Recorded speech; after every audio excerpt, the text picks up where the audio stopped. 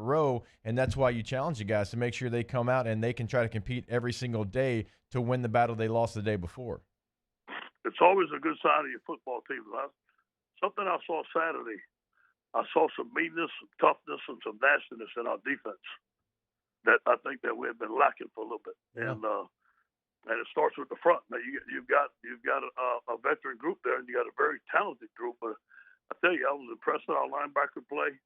I was impressed with Bug Strong, junior college transfer. Okay. Damone Clark is probably one of the most improved players. Linebackers were coming downhill and attacking. We didn't give up many explosive plays. We had some good man-to-man coverage out there, and our defensive line was attacking them and having. I think we had 6 negative runs and 6 sacks. So that's good for the little amount of scrimmage that we scrimmage. Yeah, that's pretty damn good. That's an O-lineman that's gonna not like watching that film too much.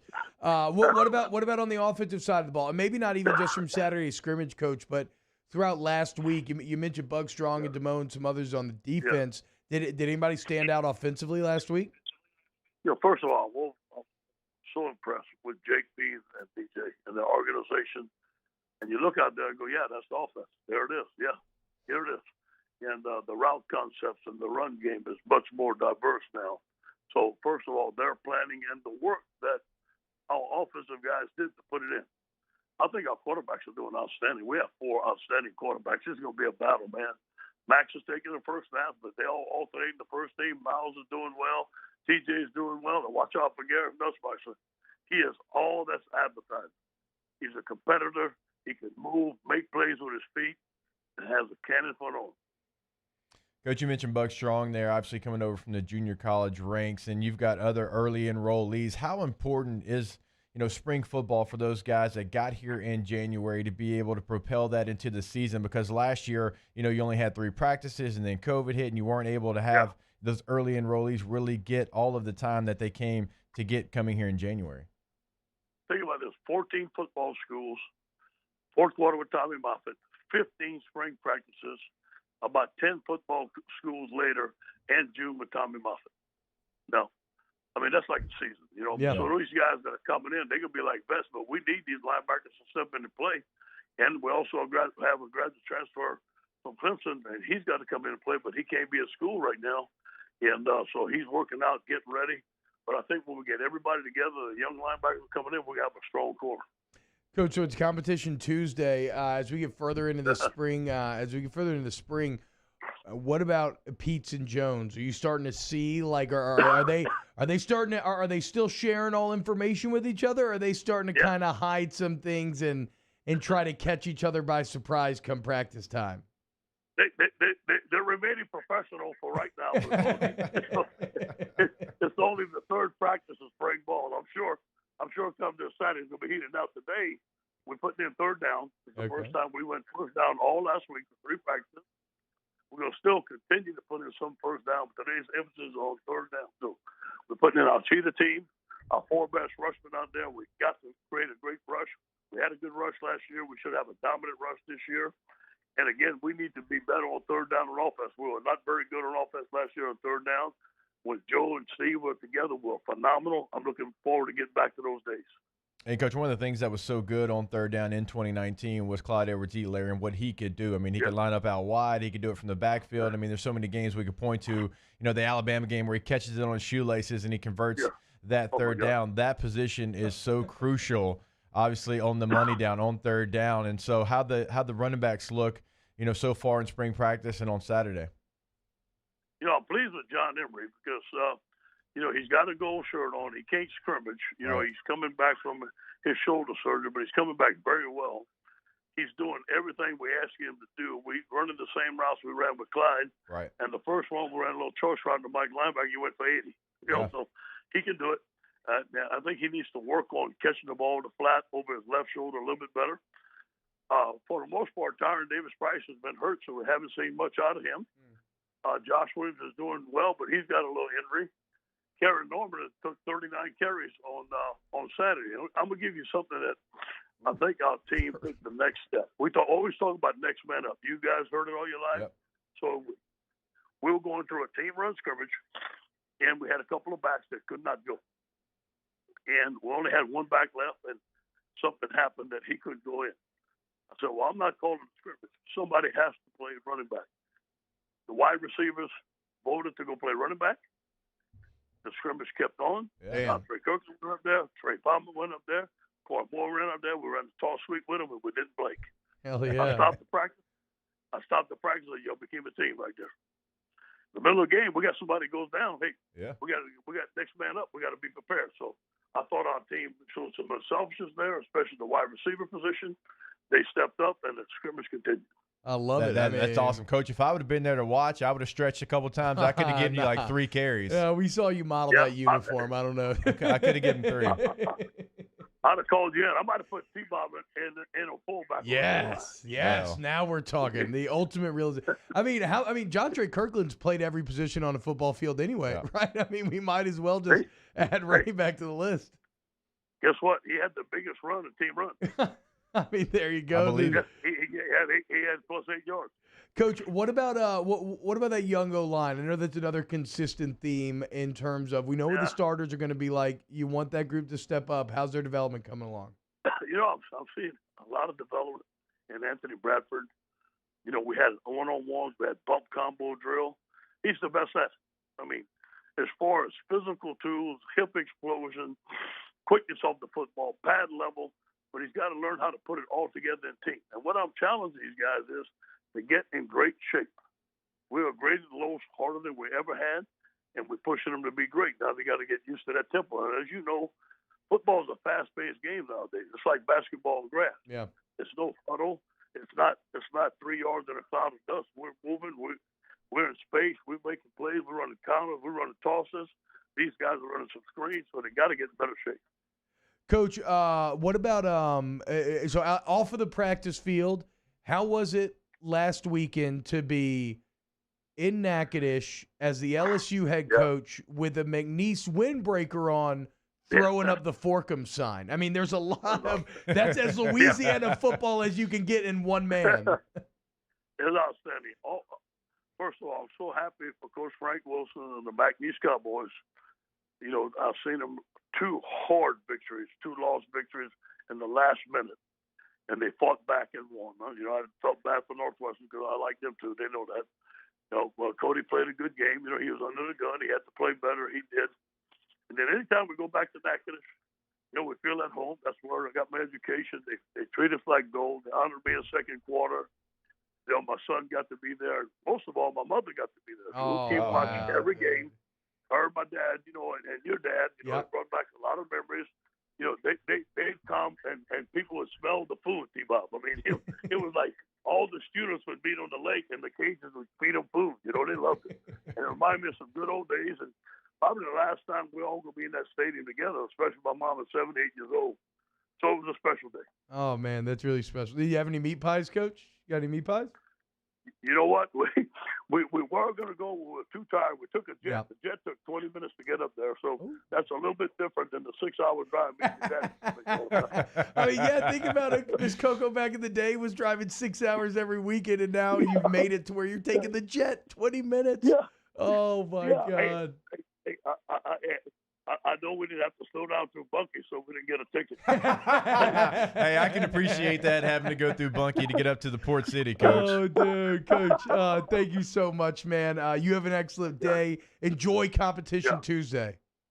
All right, man. Great to be on the show. Go Tigers. Nice, Yes, Coach. sir. Take it easy. Coach Joe joins us every single Tuesday. I've heard legend of the Cajuns going and feeding all the Northwestern kids. I bet it was fantastic. Yeah. I mean, I think the kids are just beside themselves because it's like pre-internet too. So you don't know what you've been exposed to necessarily. Right. You've like grown up in Natchitoches your whole life, and then all of a sudden here come these crazy Cajuns bringing all this crazy food. And I don't know why you're hating on the model of the uniforms back in the day. I'm just saying, dude. I don't know if it looked like Game Shape. I wouldn't look like Game Shape if I got a uniform right now. I actually thought I did.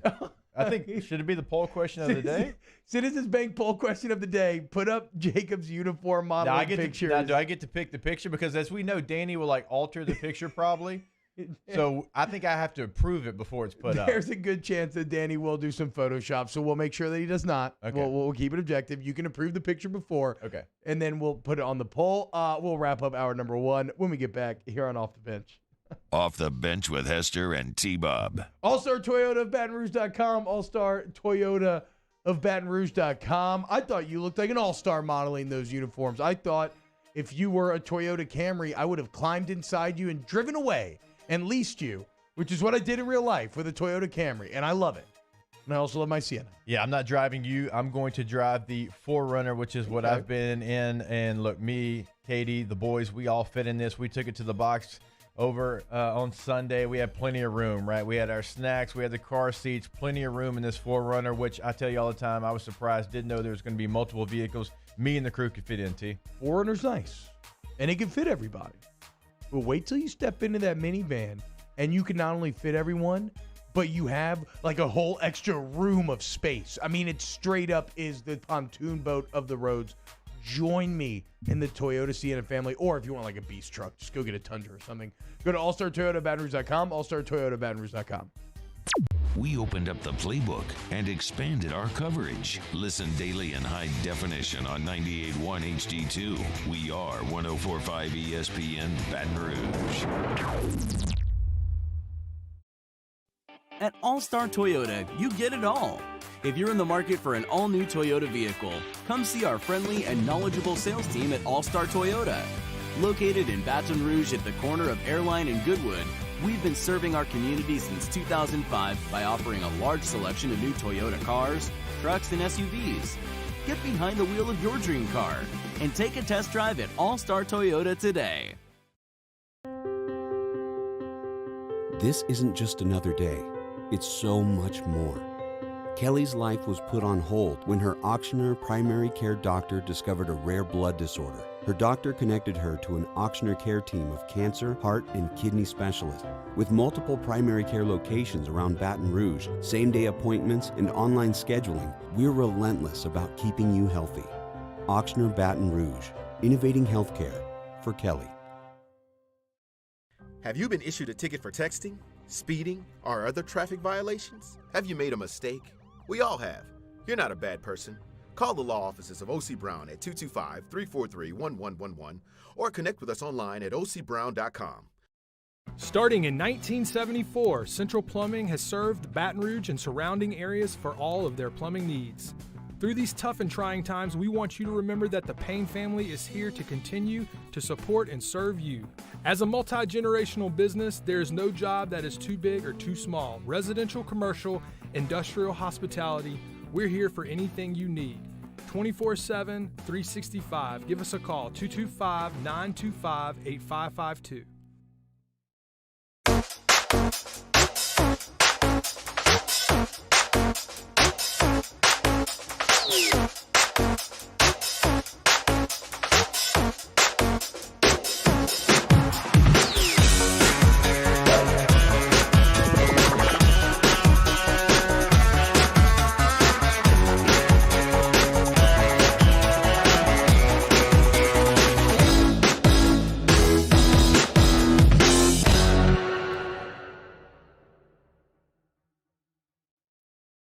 It's no secret.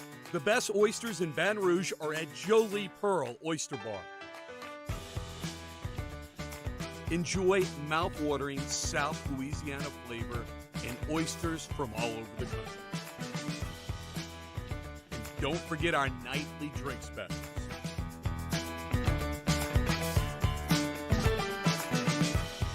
Jolie Pearl Oyster Bar, located in downtown Baton Rouge.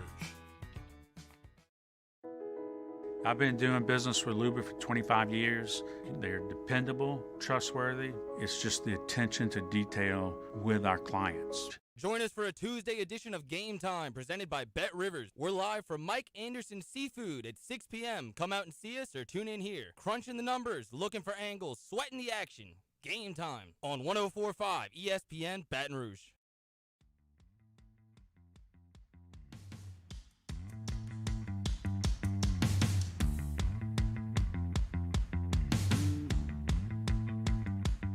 All-Star Toyota presents Off the Bench with Hester and T-Bob. ESPN Baton Rouge, New Orleans, Alexandria, and 1130 The Tiger. Hey, what's up, y'all? Sorry, this is going to be a short segment here, but we wanted to go long with Coach O there. Coach is on fire this morning, feeling himself a a little competition Tuesday. How about Bug Strong getting an early shout out here, man, and Damone Clark. And what I love, he went out of his way to talk about them playing downhill and aggressive, which is everything that we were begging for last year out of linebacker play. No, and it's great to hear. And so I wasn't able to go to the scrimmage on Saturday. I had plans to and couldn't make it. So yeah, you got very busy. You start to, we know what you did. You start to ask around, okay, who shined, who did this, who did that. And the quote I got on Bug Strong was, he likes to hit.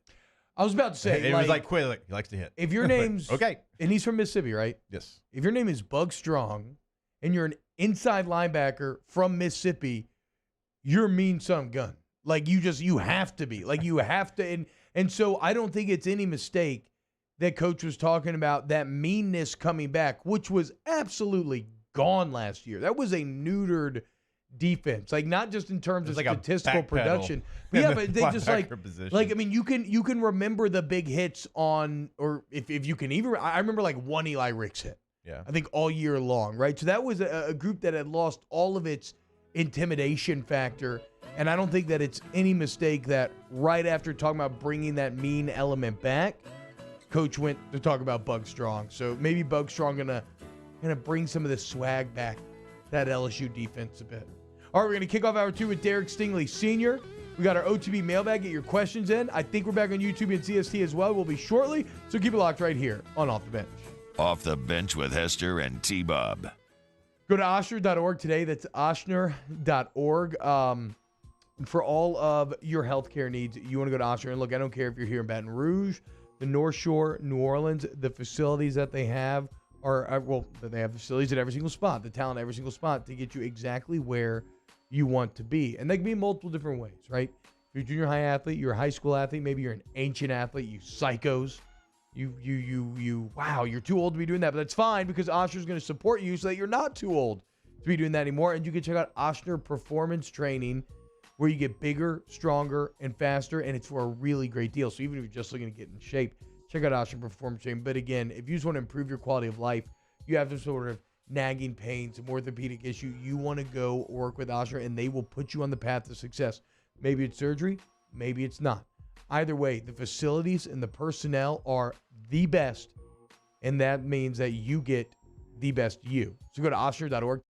$29,995 for a new Ford F-150. Bayou Ford in LaPlace has brand new 2020 Ford F-150s for only $29,995. All new Bayou Ford vehicles come with a 1 million mile powertrain warranty, and with Bayou to You, free delivery right to your door. The crew at Bayou Ford is going to do right by you.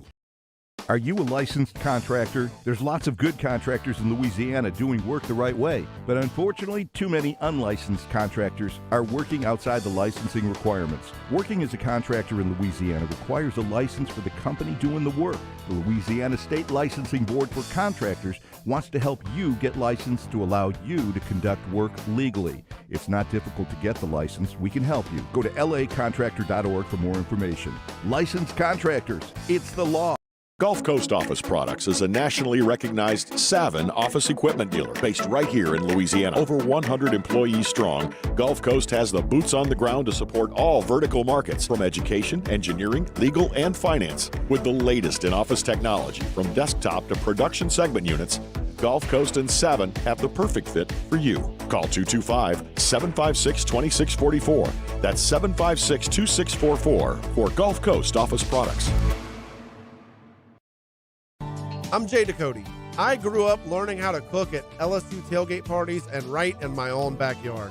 And I created JD's Louisiana Products to bring that Louisiana flavor to you at home for your backyard cookout. JD's Louisiana barbecue sauce, Louisiana molasses mustard, spicy and sweet barbecue rub, and more are available at your local supermarkets or by logging on to jducote.com/shop. Put in promo code CST for 25% off at checkout. At All-Star Toyota, you get it all. If you're in the market for an all-new Toyota vehicle, come see our friendly and knowledgeable sales team at All-Star Toyota.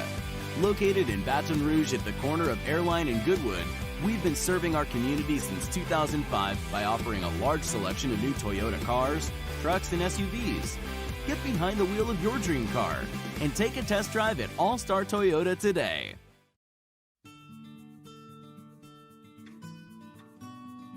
This is a house call. This is a follow-up appointment.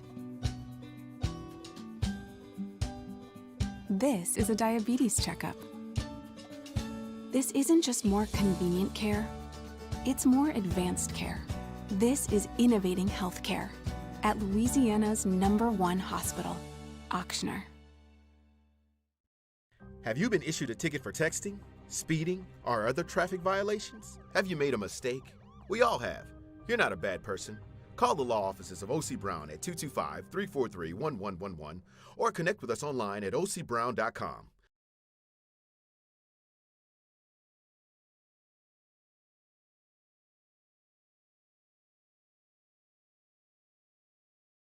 Or is brought to you by Spencer Callahan Injury Lawyers.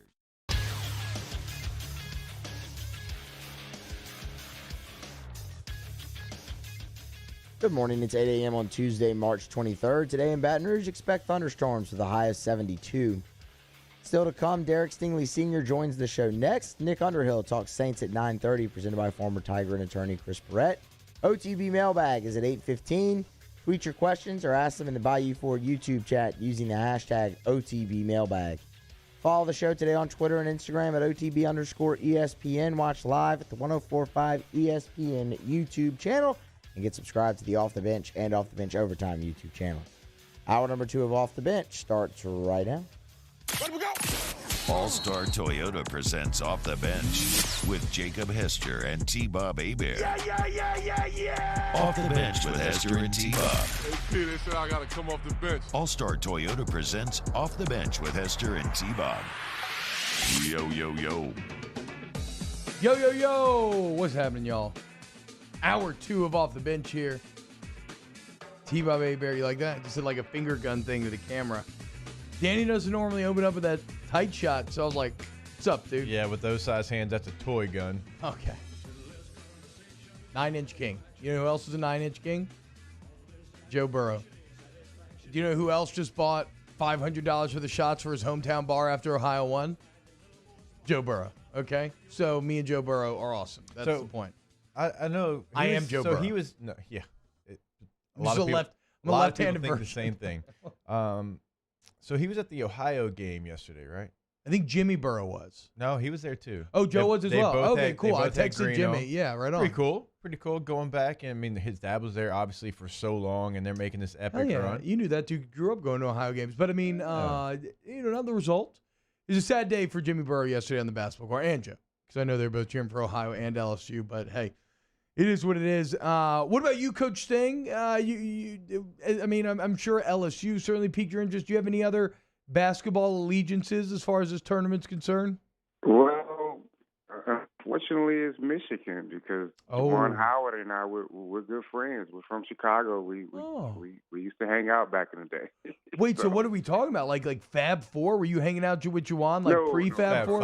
Fab Five. Before he was 5'5". This was back in high school. So, okay, yeah. So like before even. So you and Juwan are like back to childhood. Oh, that's awesome. Well, we had a friend that we were like mutual friendship, and then we hung out a few times. I didn't know he was a big time basketball player in the city. I knew he played basketball back then, but I didn't know that he was 5'5", Juwan Howard. I didn't know he was that good. Dude, that was that was the squad back in the day. That's why I grew up wearing baggy shorts. Because they started that movement, and now it's taken this long. It's finally starting to go the other way, and now you see all the guys with the short shorts again out there. Yeah, I don't understand that fashion. I'm past it. I kind of like the short shorts, man. I feel like I work hard on my thighs. I want to show these things off. Like I'm gonna get me some short shorts pretty soon here. Coach. Okay, so we're let's start with football. And then we're going to talk Justice League, like we said we would last week, as the Zack Snyder Justice League is now out. We've all watched it. But what about football? Week of spring ball in the books. Bit of a scrimmage on Saturday. We just talked to Coach Joe. He was seems like Saturday the defense really showed up. Have you talked to Derek at all? What have you learned, or have you been out to the scrimmage? What have you learned about this football team thus far? Yeah, I was at the scrimmage. Okay, perfect. I actually been to every practice last week, so. Scrimmage looked good, from a defense standpoint. I thought that they kept big plays to a minimum. Actually, I didn't really see many. I saw a few crossing routes for about 15 yards or something like that. But the guys up front played well. I thought the secondary was outstanding. The communication was on point. I know Coach O started the scrimmage with Big Cat, of course, and it looks like offense was winning Big Cat all day long. That's what it looked like to me. So I thought it was going to be I thought it was going to be a test for the defense, but naturally when you put those pads on for the first time, defense always be a little more aggressive because the acclimation period, offense most of the time wins because you can't really press from the defense standpoint, or the offensive lineman. It's kind of hard for them to really pass block because there's nothing to grab onto but shirt and sweat basically. But the first day of pass always brings a little more physicality from the defense side because they're always aggressive more. But overall, I thought it was a great scrimmage. I've seen a lot of good things. I saw some big-time run plays. I saw some quarterbacks throw some good balls, some crazy catches as well. But, through it all, I was impressed. I was impressed with the secondary for sure, just because of where we were last year. It looked so much better to the point where, I think we're going to have, some good showings out there this upcoming year. And, Coach, as you know, it's got to be all three levels on defense, right? You can have the best secondary in the world, which LSU technically has the two best graded corners in college football. But it's got to be on all three levels, right? You got to count on the defensive front to be able to get their rush. You got to count on the linebackers to be in the intermediate coverage responsibilities and all those type of things. And so Saturday was probably good for you to be able to see that and see the communication work where all three levels were in the same phase. Man, it was so it was so happy to see that the guys were talking, and naturally there's no one in the stand, so we can almost hear all the communications going on as well. So you see the difference. You see the energy from the coaching staff. You know that there's a different feel just from watching it. I mean, just last year all we saw were palms up in the air and shoulders hunching over, like what's going on, and now you're seeing high fives and congratulations after plays because guys are where they're supposed to be. So yeah, it's one of those efforts where they're all doing what they're supposed to do. They're all on the same page, and it showed. It showed this weekend. I mean, offense made their plays, but I saw a lot more defensive plays being made. Yeah, I mean that's basically what Coach said. I think he said maybe the offense won like Thursday, and the defense won on Saturday. How about this, Coach? Did you see anything that made you feel a little bit like this defense may be resharpening its edge in terms of like being mean, being a little nasty? It's something that really I think got lost last year. Did you get any feeling they might be getting some of that back? Well, you saw a few guys getting into other guys' faces after plays and things like that. But I thought it was more so just me personally. The way I looked at it was first day of pass defense going to be aggressive, and that's what I saw. Now maybe it could have been the fact that they are being a little meaner, a little nastier up front and things like that, and really on all three levels. But to me, it just looked like football. It just looked like that they were just all ready to play and excited to be back in pads. All right, T, so I know you've been waiting to talk Justice League as well. Yep. Coach, I did the 4-hour dive, which is not easy with 4 children, but we split it up between 2 days. We got it in. I thought it was so much better. Really enjoyed it. So get your initial thoughts before T does the deep dive. Well, okay, me personally, I didn't know it was going to be 4 hours, and I started watching it at 8 o'clock at night. So yeah, no chance. I managed through it, but yes, in my opinion, I thought that it was so much better than the first one. It didn't feel like it was I don't know, it just didn't feel cartoonish. They kept some of the humor out, which was good. The storyline was much better the way they did the editing. I really enjoyed it to where I did have to go back and watch it bits by bit, a few days after, just to really, you got to watch some things just to make sure you didn't miss nothing. Yeah. Yeah, and overall, great movie. I'm glad that they redid it like that. I mean, it's insane. I've never seen a movie turn around like this in terms of how bad it was originally. I think it's also like a huge statement about creative overreach, right? In the creative process. Because it's obvious. Whatever that first movie was, that was the studio getting in and being like, no, we need it more Marvel. Like you said, Coach, like we need more humor. We need more like quips. Like that's not what this movie is or is ever supposed to be. I'll ask you this. Which character do you think maybe had the biggest glow up in this version? I think the Cyborg character is like night and day better in this new version. I think he is so much more badass in the new one. Yeah, and I think the same, T-Rob, just to let you know. I thought it was more, they put more emphasis on Cyborg. Yes. It felt like kind of like his movie, so to speak. Like he was the centerpiece of it all, to be honest. And then how they went back, in time with him and things like that, and showed his past, and even how the three motherboards, they were at the end. I don't want to give anything away, but how that even went. Well, it made sense. With like it actually made sense this time. I know, man. I enjoyed it. I thought they did a good job.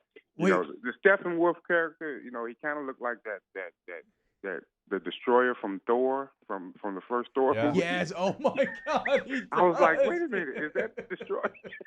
Oh, he does. I didn't even think about that. He's got that same exact kind of just that silver layered armor type deal.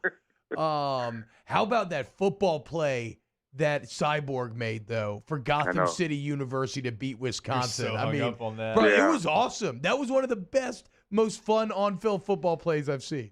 Yeah, I thought they did a good job with everything, man. It was. I can't go back and watch the old movie. I don't ever want to go back and watch those. After seeing. No, that was cool though. I loved it. There you go. So look, me, Jake, and Coach Sting now all give it 2 thumbs up. If you're thinking about diving into the Snyderverse, give it a chance. Coach, thank you so much, man. You have an excellent day, and I look forward to talking to you again next week. All good, but look, I'm still a Marvels guy though. That's me too, Coach. DC all day. Yes, but it's one of those things where it's nice to have 2 different visions for what a superhero movie can be. Everything doesn't just have to be in that quippy Marvel range. It's very fun, but like this was fun too. That's true. All right, guys, have a good one, man. Appreciate all right, Coach, take it easy, man. Coach Derek Stingley, senior coach over there at the Dunham School, joins us every single Tuesday here and Off the Bench. Jim's Firearms on that hotline. How about it though, dude? I mean, another convert. It's good, y'all. And I hated to see that they're not going to allow Zack Snyder apparently to do anything else. Like they said, okay, this was it. The head of the studio came out. It's like, okay, you did something well. Let's go ahead and just move on. That sounds about right for the decisions that Warner Brothers has made with its live-action Warner DC Brothers extended is like, universe. yeah, we just, we're going to throw different. We want to have TV shows. We want to have more movies. We want to do like all these things. It's like, oh, it's going to be saturated and terrible. Yeah, they're great in the animation front, not so good in the live-action front all the time. Musa, what do you think about Zack Snyder's Justice League? Yeah, man, it was Yeah, hell yeah. Okay, he's on board. Man, it was, quality time. Let's get quality a lot of time, 4 hours time. Let's go ahead and get our mailbag next. Coming up next, we'll get your mailbag questions in youtube.com/1045ESPN, the Bayou for chat if you want to do that, and we'll answer all of life's most pressing conundrums next here on OTB. Off the Bench with Hester and T-Bob. ESPN Baton Rouge, New Orleans, Alexandria, and 1130 The Tiger. Go to DonnisFullGlassandBody.com, DonnisFullGlassandBody.com. Again, right now the boys are looking for an experienced glass automotive tech. So if you want paid vacation, sick leave, full bennies, 401k, maybe even a signing bonus, best salary around, you want to get in touch with Donnisful Glass and Body, go to dgbauto.com. Find them on Facebook at Donnisful Glass and Body. But Jake, it's not just an excellent place to work. It's an excellent place to bring your vehicle. There's no doubt about that. D, no matter what you've got going on. And remember, it can be something which seems small, like a windshield. Like, right, you got a chip in your windshield. You want to get a brand new windshield. Well, sometimes those things can be very difficult to find. I know I've got the 12-passenger van. If that windshield has a chip in it, you can't just go find that anywhere, but they can find it for you, and they can install it as well. They take all the hassle out of a very stressful situation, T. I put the emphasis on the wrong syllable. DonnisfulGlassandBody.com today. In times of need, get a full list of phone numbers, websites, and other important emergency information on the Demco Stormwatch page at 1045ESPN.com. $29,995 for a new Ford F-150. Bayou Ford in Laplace has brand new 2020 Ford F-150s for only $29,995. All new Bayou Ford vehicles come with a 1 million mile powertrain warranty, and with Bayou to You, free delivery right to your door. The crew at Bayou Ford is going to do right by you. ServiceMaster Elite create clean, disinfected work environments. As a local business, we take pride in serving the New Orleans and Baton Rouge areas. Our cleaning protocols follow CDC and OSHA standards for healthcare settings, offices, senior living, restaurants, and industrial plants. Contact ServiceMaster Elite to get your operation ready for reopening with germ disinfection cleaning. ServiceMaster Elite, the trusted choice in professional cleaning since 1996.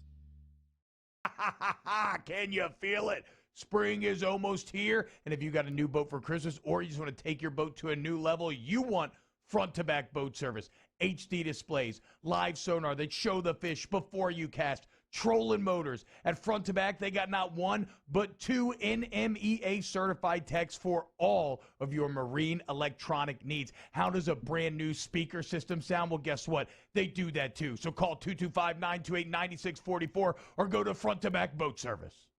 50 years ago on Easter Sunday, Breck's Baton Rouge Zoo proudly opened our doors, and we've been hopping ever since. 5 decades of connecting people with animals, teaching our community about the problems facing wildlife and how we can help, and working with zoos across the world to protect endangered species. Today, our future is taking flight by stretching the possibilities of what your zoo can become, while we keep it fun and affordable for everyone. Thanks for coming along. This isn't just another day. It's so much more. Kelly's life was put on hold when her auctioneer primary care doctor discovered a rare blood disorder. Her doctor connected her to an auctioneer care team of cancer, heart, and kidney specialists. With multiple primary care locations around Baton Rouge, same-day appointments, and online scheduling, we're relentless about keeping you healthy. Auctioneer Baton Rouge, innovating healthcare for Kelly. Starting in 1974, Central Plumbing has served Baton Rouge and surrounding areas for all of their plumbing needs.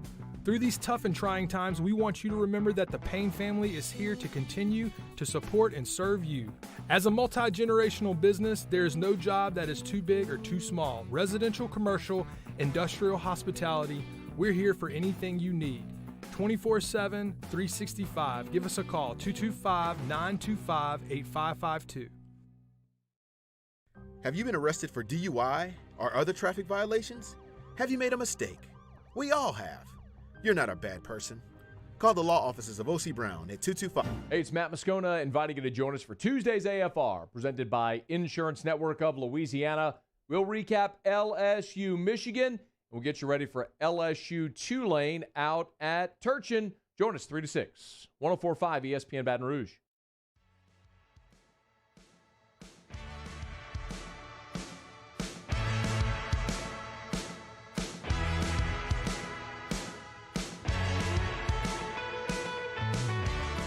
All-Star Toyota presents Off the Bench with Hester and T-Bob. ESPN Baton Rouge, New Orleans, Alexandria, and 1130 The Tiger.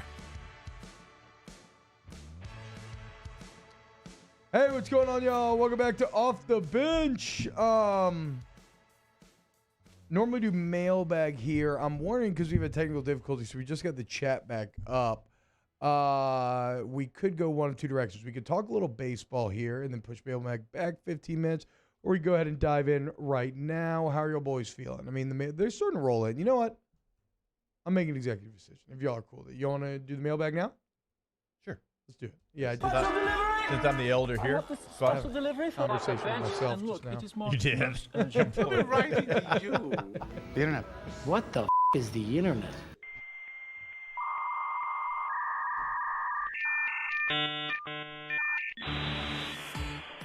OTB mailbag. Hey. If an alien such a good offered job, you dude. a 1-week trip across the galaxy and back, with the catch being 15 years passes on Earth, would you accept or reject the offer? Okay, so where'd I go? Across the Across the galaxy and back. But 15 years of Earth time. Gone. No. I don't have. Yeah, I'm a pass. I don't have interest in seeing the galaxy. I do have interest. It would be incredible, but I hate to be the lame guy. But like, I have more interest in watching my daughters grow up. Oh, absolutely. And seeing the galaxy. And I love Earth. Earth is the greatest planet. If I was a bachelor, I do. Well, how do you know? You've never seen the others. I don't need to see the others.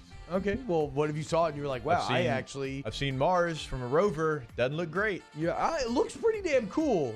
Not very livable. Yeah, exactly. Livable, but I mean, I don't know. Look, getting a little terraforming here. Earth undefeated. But look, if you're going to be crossing the galaxy, I imagine you're on a pretty comfy spaceship. But no, if I was a bachelor, sure, I might do it. But no, not right now. What about you two?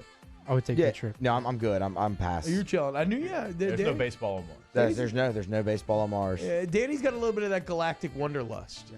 And you wouldn't age in the 15 years, technically. That's true. I mean, as much as on Earth. Wouldn't that kind of be weird though? Because like you wouldn't, but then you'd go back and people might not Everybody would recognize be you. They'd all be 15 years older. Who knows what else you've missed? I want to stay young forever, so I don't want to. I don't want to grow up. Danny, what if you leave for 15 years, you come back and there's like flying cars or the Jetsons? It's the Jetsons. Well, basically. you're like, I'm do not anything. shocked. I just saw the whole galaxy. Yeah, but you wouldn't be able to wouldn't do know- any yeah, of I the mean- things that we've been doing for 15. Imagine if you went before there was an iPhone and you had to come back now. You'd have this thing in your hand. You'd have no idea what was going on. See, that's why the Cougars love Danny, though. They keep getting older, but he stays the same age. All right, Matthew McConaughey, chill out. He gets back 15 years later, and my guy's back. Okay. OTB mailbag. Go to old school weekend morning cartoon show. Okay. For what I actually watched growing up, definitely like I remember Pokemon on Saturday mornings. I remember Yu-Gi-Oh on Saturday mornings, being very into that. Those are the first two that jumped to mind. The Warner Brothers lineup I feel like was pretty good. I think that might have had like X-Men and stuff on. I'm not 100% sure. The three I remember: G.I. Joe, He-Man, and Thundercats. See, I missed that 80s era of cartoon, and that is You're close to it. Yes, Yeah. and the Nerd Pillars though, that is a legendary time. Like I was on the edge of G.I. Joe, but I don't quite have the You nostalgia got for it. bad Channing Tatum movie G.I. Joe, not the great cartoon. Yeah, well, like I remember playing with the G.I. Joe toys, but yeah, I don't remember the cartoon a ton. And then all I know though is outside looking in, because I know all those are just based on selling toys, but it looked awesome. I mean, the He-Man toys are awesome. The G.I. Joe toys are incredible. What about you boys? Were Saturday morning cartoons a thing? Yeah, Scooby-Doo, Where Are You? Love Okay, it. hell yeah. Love it. It's great. I watched a lot of Static Shock. Yes. And Yu-Gi-Oh. That was the Warner Brothers lineup. I used to watch Static Shock as well. They had a great lineup on Saturday mornings. OTB mailbag. What's your favorite time in a day? Like, I mean, like just time in the day. Yeah. Does that? I mean, like. Yeah. No, I get this. After the kids go to sleep, probably 8.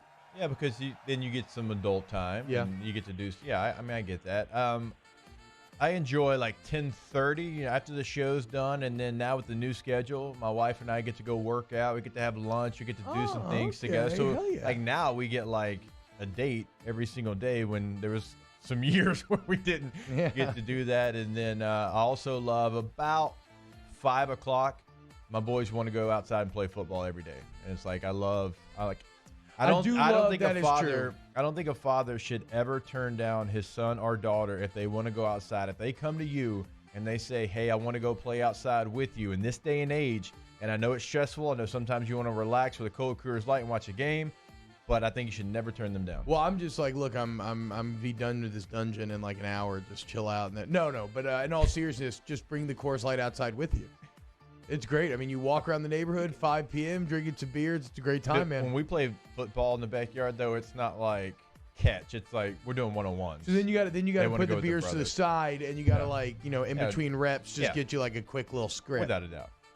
I like that time, like right before dinner, leading up to dinner. Oh, you just kind of chill. You just chill kinda out a little afternoon bit. time? Yeah, a little chill afternoon time. It's the spot. What about you, Danny? My favorite time of the day? Yeah.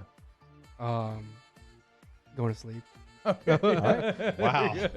No, I mean suppressing. I don't disagree, Danny. That's bedtime's fantastic. honestly, my shower time is like It is relaxing. It's like away Easy. from the world. Yeah. Nobody mess with you. My bathroom time as well.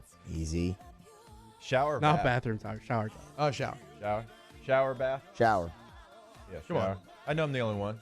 Are you bath? Oh, bath guy. Oh, wow. Your Right. idiosyncrasies never fail Yeah. to impress me. Hey, this whole body at the end of the night needs to soak a little bit. In the bath. With a bowl of cereal. With a coffee. I haven't had Yeah, cereal. in the bath with a coffee Guys, and a bowl of this cereal. fast, I hadn't had cereal in like over 3 weeks. Whoa. You think you'll go back to it when you're done? No.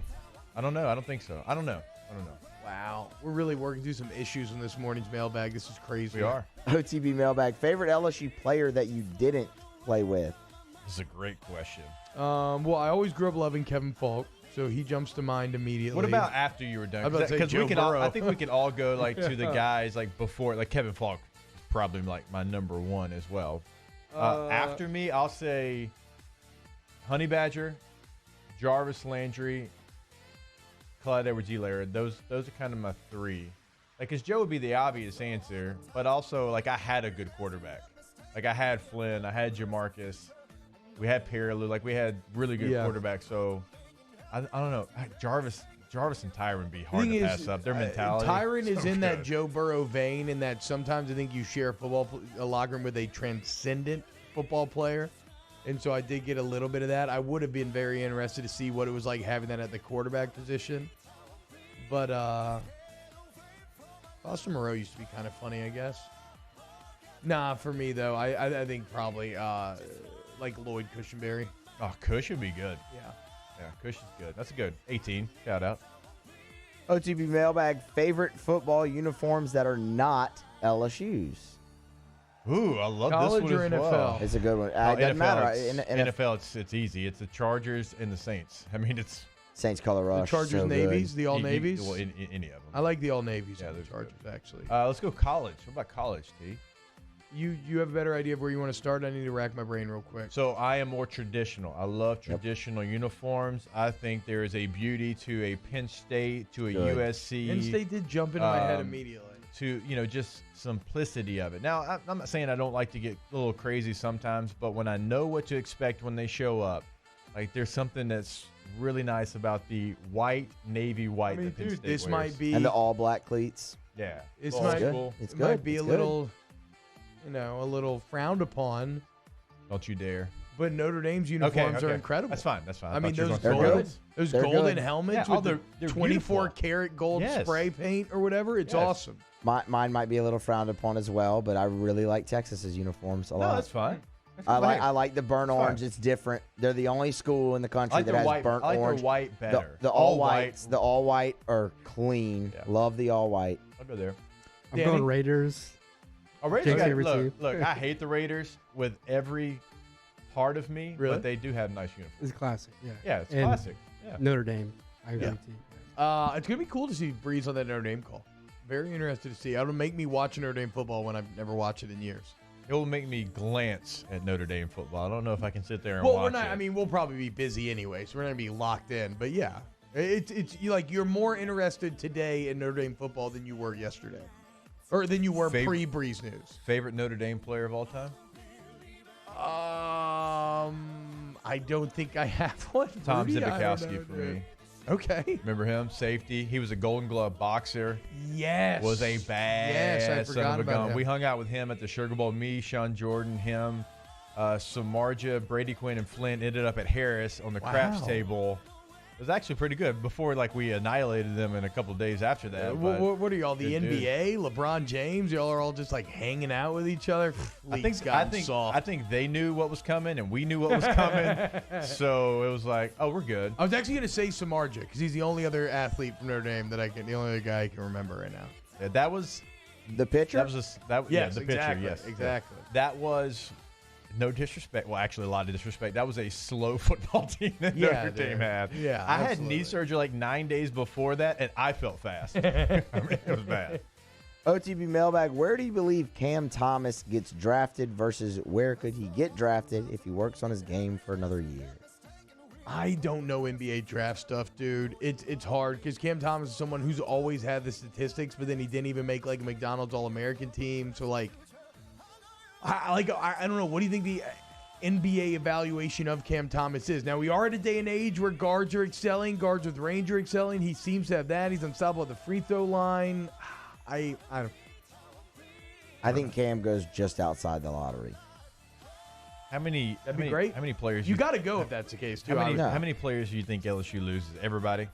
I think they lose Smart. I know Darius Days on Days, Instagram kind of and Watford put a message, kind of saying, all right, it's been real LSU, like appreciate it.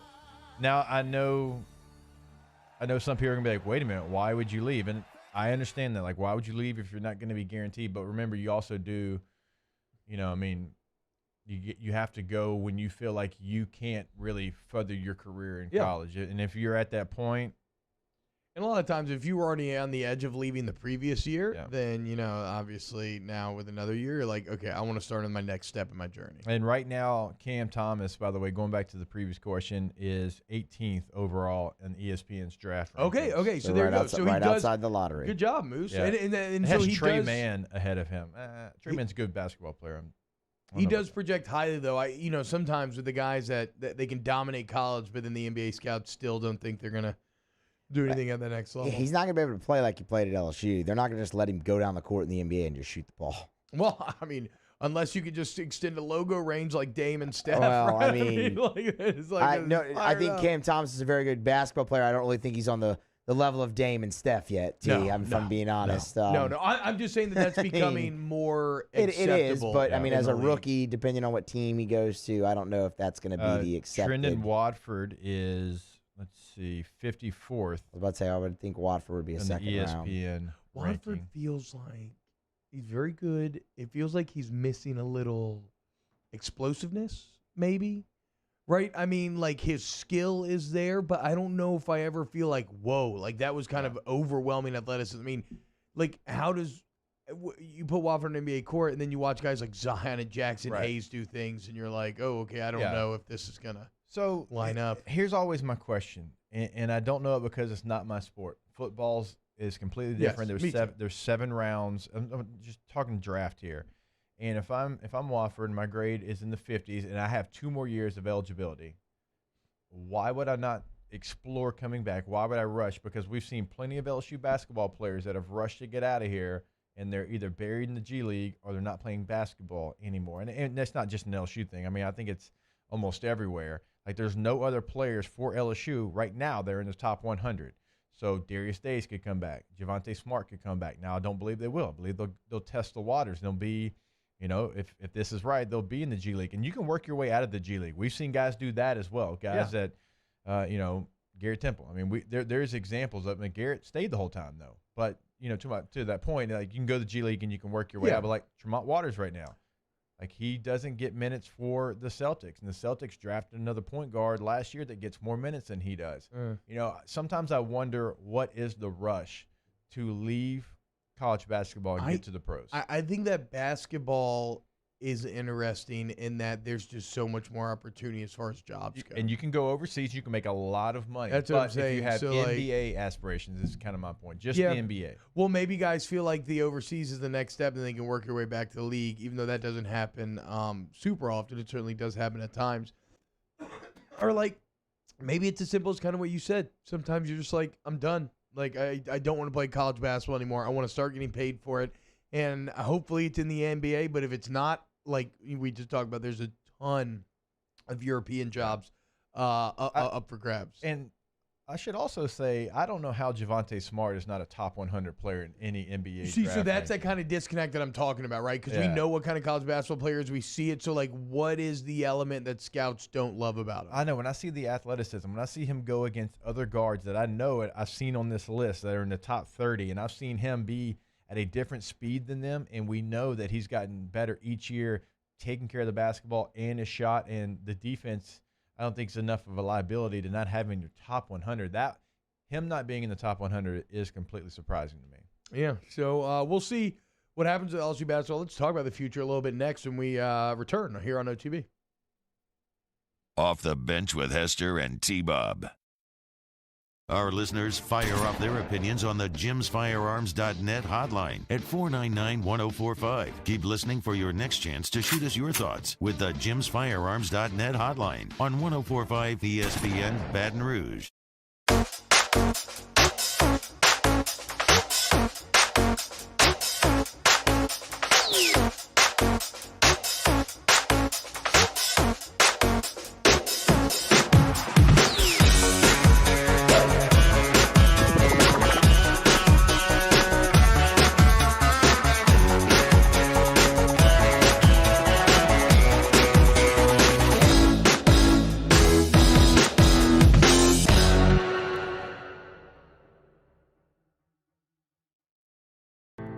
these challenging times, we know your healthcare needs don't stop.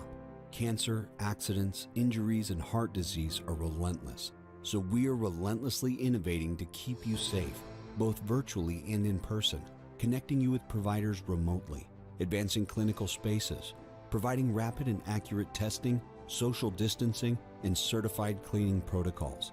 We are Auctioner, and we will not slow down. Auctioner Health, innovating healthcare. It's no secret. The best oysters in Baton Rouge are at Jolie Pearl Oyster Bar. Enjoy mouth-watering South Louisiana flavor and oysters from all over the country. And don't forget our nightly drink specials.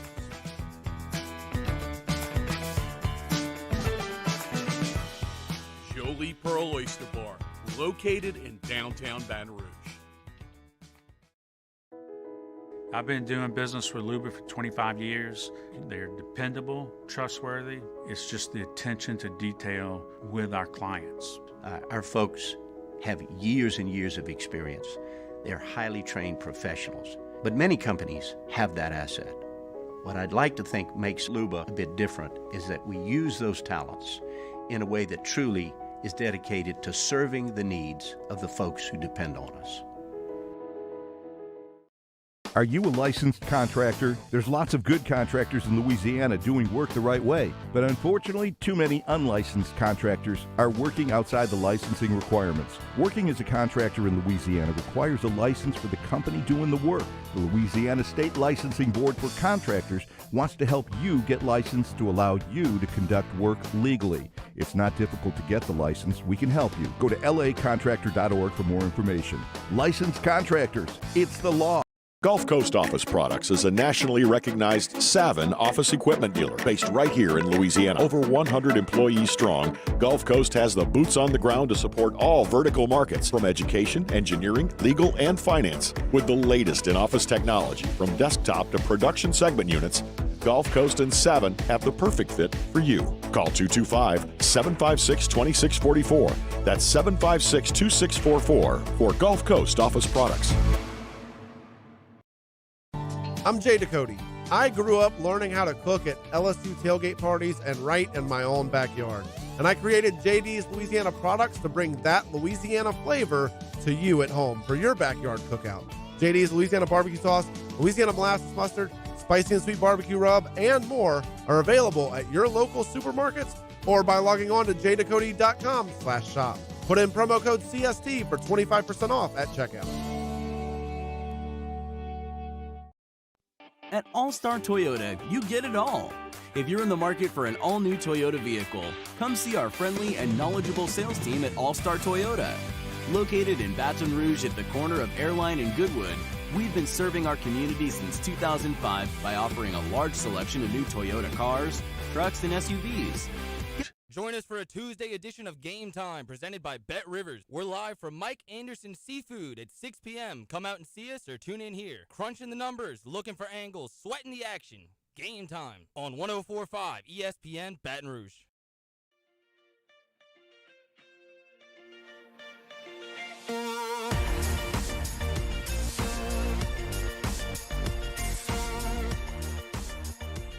All-Star Toyota presents Off the Bench with Hester and T-Bob. ESPN Baton Rouge, New Orleans, Alexandria, and 1130 The Tiger. Yo, what up, y'all? Wow, awkward. Okay, welcome back to Off the Bench. I don't know why I did that like that. It's aggressive. Welcome back to Off the Bench. We're just talking a lot of basketball in the break. We're trying to figure out if you're one of these guys who's thinking about taking that next step, but like maybe you're not necessarily projecting to the NBA, what's your motivation for still going? Well, one thing I think you have to consider too is the rule. You get twice, right? Yes. So a couple guys have already exhausted had that rule wrong and kept saying once, but no, you do get it twice. And a couple guys have already exhausted that. So once they put their name in, it's over. Javonte Smart is one of those guys. Darius Days is one of those guys. Yeah. So that will, there is no, it's now or never type feeling maybe for them. There is no more let me test the waters and see what feedback I can get. And I do understand inside the chat from Alex Anderson, but basketball has the most opportunities to get paid after college between NBA, G League, and European leagues. They're tired of playing for free, and they have hit their ceiling. I understand that. But as we all know here, every player that we're talking about has aspirations to be an NBA player, not an NBA G League player, not a European player. They have those aspirations. And so I would exhaust every effort I had, every opportunity that I had to continue to play college basketball, to try to be an NBA player before I tried to do the other things. Because, yeah, they could leave now and they could be stuck in the G League. They could make money over in Europe. But we know that's the ultimate goal, is to be an NBA guy. So if I have eligibility, a la Skylar Mays, right? Skylar Mays, I think, is a perfect example. If anyone in this room said Skylar Mays would have been drafted if he had left after junior year and you believed it, you'd be called a liar by me. And I'd call myself a liar, okay? But he played his way into being a second-round NBA draft choice because he came back for his senior year when a lot of people thought, oh, well, there's nothing else you can do. Well, he did it. He got drafted. And I know not every conversation can be the same. I know these aren't the same players as far as like Javonte and Skylar Mays, but now Skylar is on the bench for the Hawks. He gets some minutes, and he played his way into being an NBA player. Yeah, and so that's a great counterpoint to anybody who is maybe thinking that, no, I just want to go try to, like, there is value in, or there can be value in returning as well. I guess the problem with a lot of these conversations are how we're talking about it. I don't know if it's always how the players are approaching it, right? Because we're requiring them to be incredibly self-aware with how we're viewing the situation. Like, a guy never thinks, oh, well, I've reached my ceiling, I might as well leave now and just go try to get paid. And so, I don't know, I think it comes down to less of like, oh, I'm going to leave because I'm tired of playing free and I don't think I'm going to get any better in college. And I think it's just more like, look, I think I can make the NBA, and it may not be, you know, a direct path, but I want to start that process as soon as possible. And we'll see where this ends up. If LSU does lose everyone, which I think would make a lot of sense when you look at how, like you said, how they've tested waters before. Now, what does Javonte Smart do? I don't know, but you certainly kind of get the feeling that days ago, Cam Thomas, that's so highly ranked. I mean, unless he thinks he can work in that lottery and views that as being worth it, then he will probably be gone. Watford gone. So the question becomes, let's say Smart goes as well, what does this LSU basketball team look like next year? And where that becomes so challenging for Will Wade, it goes back to what we talked about to start the show, Jake. Like, now with the 3 years of sustained success, now the bar just got raised. And so the bar is getting raised and expectations are going to be heaped on this program at a time when the roster may take a step back. And therein lies the devil when you're talking about college basketball. I mean, the need to constantly restock, to refine that gym, to re-get the big 5-star recruit. It is, I mean, you think it's bad in football and basketball. It is a truly never-ending cycle, but even more so in football, the swings aren't normally so extreme. In basketball, if you don't get these guys for next year, like, what are you? You might not make the tournament. And then if you don't make the tournament, I mean, it's just so, it's going to be, Coach Wade and company are going to have their work cut out for them. Now, everything they've done up to this point, I think, makes you feel good about it, but it's a very, very critical offseason and recruiting period for this LSU basketball team. You can't have a cycle where you miss in basketball. Yeah. In football, if you hit on half your guys you sign, like, a lot of times you feel good about that. Like, you're going to have some misses, but basketball, because of the numbers, like, you can't have those misses, and you're going to have overturn all over the place because of the conversation we're talking about. Guys that are going to go to the NBA draft. Okay, so who's going to step up in their roles? Because remember, this year you played your veteran guys outside of Cam. Like, you played guys who have been here, so the young guys didn't get a lot of time. Like, Gaines got a lot at the end of the year. Like, Cook didn't get a lot of time, right? Jalen Cook was a guy that was a big-time recruit. You got him in here, but because of what you were trying to do, there wasn't a role for him on this year's team, so he didn't get as much run as you probably would have liked for him to get. So they weren't able to really grow some of the young talent, and I wouldn't have either, right? You have veteran players. You're trying to play for championships. No, but I mean, Cook needs to be one of the guys that takes over next year, right? He does. I mean, like, if that's going to be where some of that production comes from. And you've signed, look, you've got, I believe, 4 signees in this class, including a big man. So you've got some size coming in, okay. But you have to have the guys that you recruited, and you have to, in my opinion, try everything you can to just get one of the pieces back. I don't know which one of the pieces you can get back because that's the whole conversation we're having here, but you got to try to get as much back as you can. And guys like Josh Gray, like, he wasn't a player for you this year, right? There was times he stepped on the court just because you needed a body. Well, he's got to give you something next year. I'm not saying he's got to be a starter. Sharif O'Neal's got to get healthy. So there's a lot of what-ifs for this LSU basketball team next year that we don't know. Coach Wade probably doesn't know because of the uncertainties, but it's going to be a challenge. If you had to choose one to return, who do you think would be most likely to return? I mean, Smart might make the most sense in terms of maybe being able to up his value a bit. I think Javonte's an NBA player, and for whatever reason, he's not on the board yet. But if he came back, could he be that Skylar Mays that we're talking about? To play his way into the second round. Like, Moose makes a great point. Like, I think Darius understands, like, Darius is who he is. Like, he knows that his ceiling has probably been hit. So he's probably going to test the waters. He's going to go to the NBA draft. Not going to get drafted, but who knows where he ends up. He's a good basketball player. But Javonte, I think, can improve his stock. I think there's a lot to like with the speed, athleticism. His decision-making improved drastically this year. His shot improved this year. Can I parlay that into being a draft pick?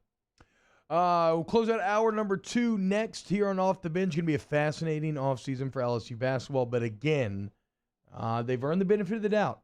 Winning this team in the SEC over the last 3 years, 3 tournaments in a row, not getting knocked out in the first game for the first time since the mid-'80s. So a lot of good for this LSU basketball program. When we get back, close out hour 2 here on Off the Bench. Off the Bench with Hester and T-Bob.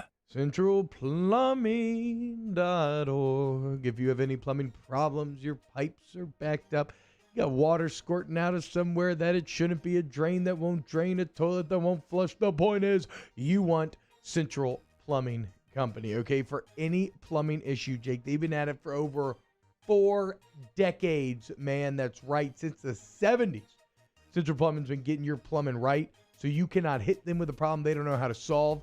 925-8552. Call 925-8552. Remember, they can do much more than just fix your plumbing, right? Obviously, they can do that. They can do it at a high level, no matter if it is your toilet, if it's your sink. They also can do the bathroom remodels. They also can fix your hot water heater, right? Talk about it all the time. You're trying to get the kids ready to go to sleep. You've got no hot water. Everybody's screaming. It is a doomsday situation that they can fix for you over at Central Plumbing. Yeah, so they're available whenever you need them. Licensed, bond insured. You don't lift a finger. CentralPlumbing.org, CentralPlumbing.org.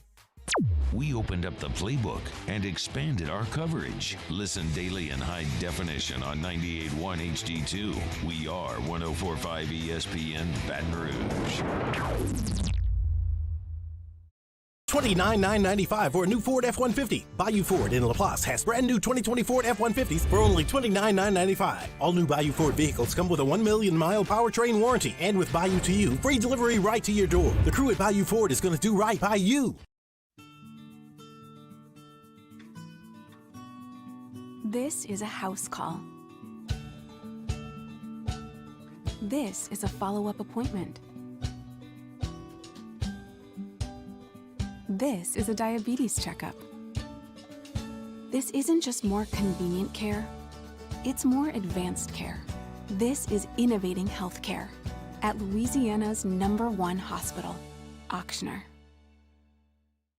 ServiceMaster Elite create clean, disinfected work environments. As a local business, we take pride in serving the New Orleans and Baton Rouge areas. Our cleaning protocols follow CDC and OSHA standards for healthcare settings, offices, senior living, restaurants, and industrial plants. Contact ServiceMaster Elite to get your operation ready for reopening with germ disinfection cleaning. ServiceMaster Elite, the trusted choice in professional cleaning since 1996. Can you feel it? Spring is almost here, and if you got a new boat for Christmas or you just want to take your boat to a new level, you want front-to-back boat service. HD displays, live sonar that show the fish before you cast, trolling motors. At Front to Back, they got not 1, but 2 NMEA certified techs for all of your marine electronic needs. How does a brand new speaker system sound? Well, guess what? They do that too. So call 225-928-9644 or go to Front to Back Boat Service. 50 years ago on Easter Sunday, Breck's Baton Rouge Zoo proudly opened our doors, and we've been hopping ever since. 5 decades of connecting people with animals, teaching our community about the problems facing wildlife and how we can help, and working with zoos across the world to protect endangered species. Today, our future is taking flight by stretching the possibilities of what your zoo can become, while we keep it fun and affordable for everyone. Thanks for coming along. It's no secret. The best oysters in Baton Rouge are at Jolie Pearl Oyster Bar. Enjoy mouth-watering South Louisiana flavor and oysters from all over the country. And don't forget our nightly drink specials.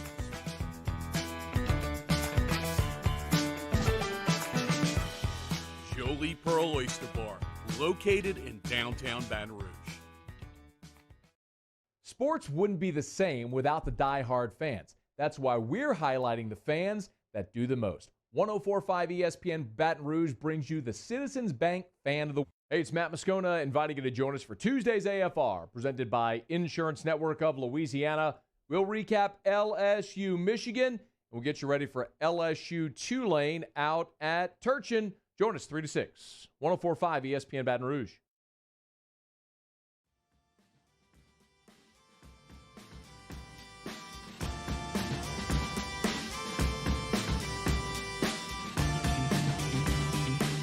All-Star Toyota presents Off the Bench with Hester and T-Bob. ESPN Baton Rouge, New Orleans, Alexandria, and 1130 The Tiger.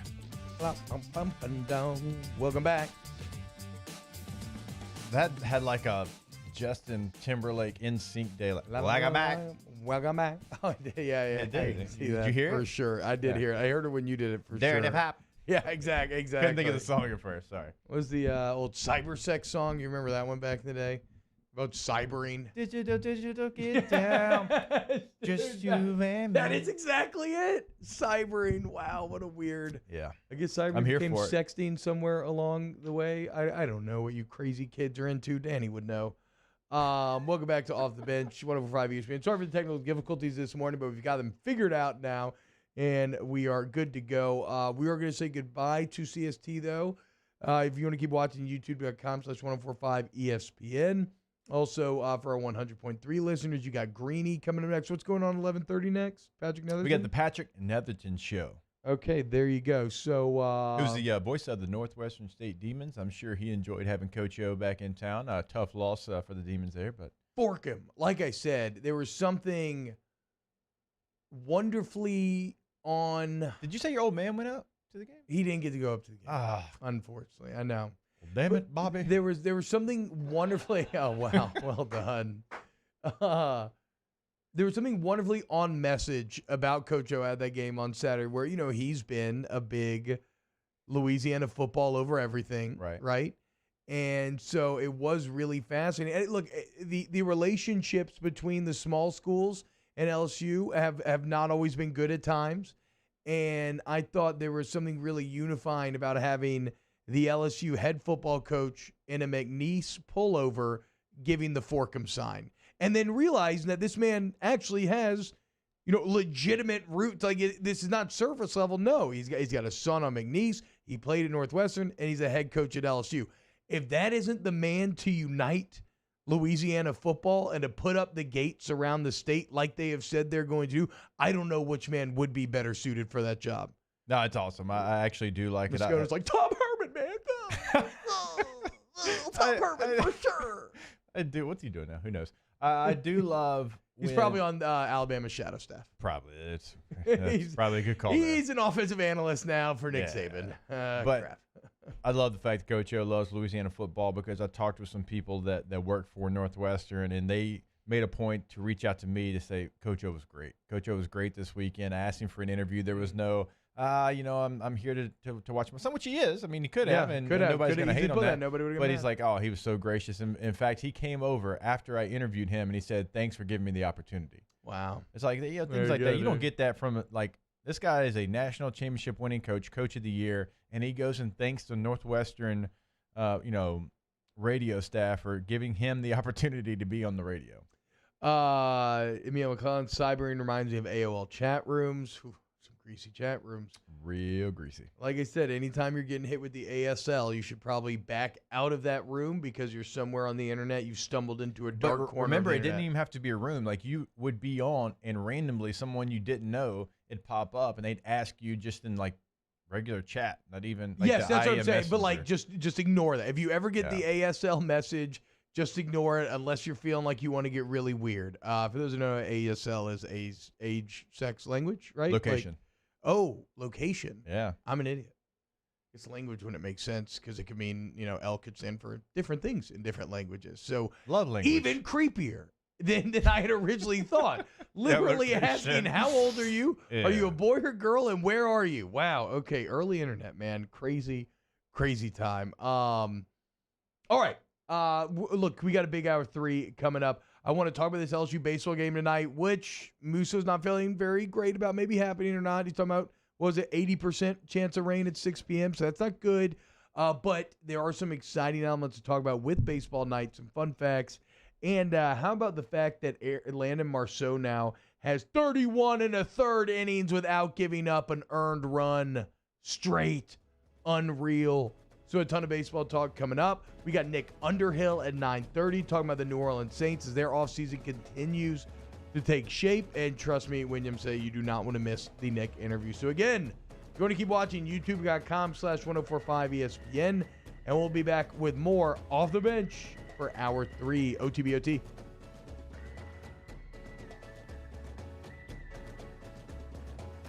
Off the Bench with Hester and T-Bob.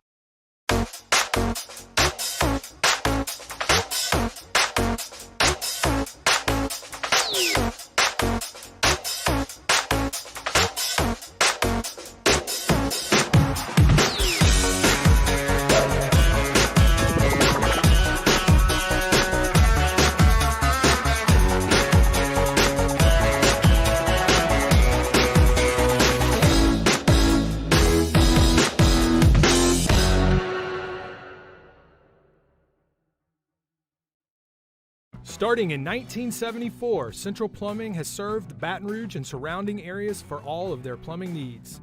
Through these tough and trying times, we want you to remember that the Payne family is here to continue to support and serve you.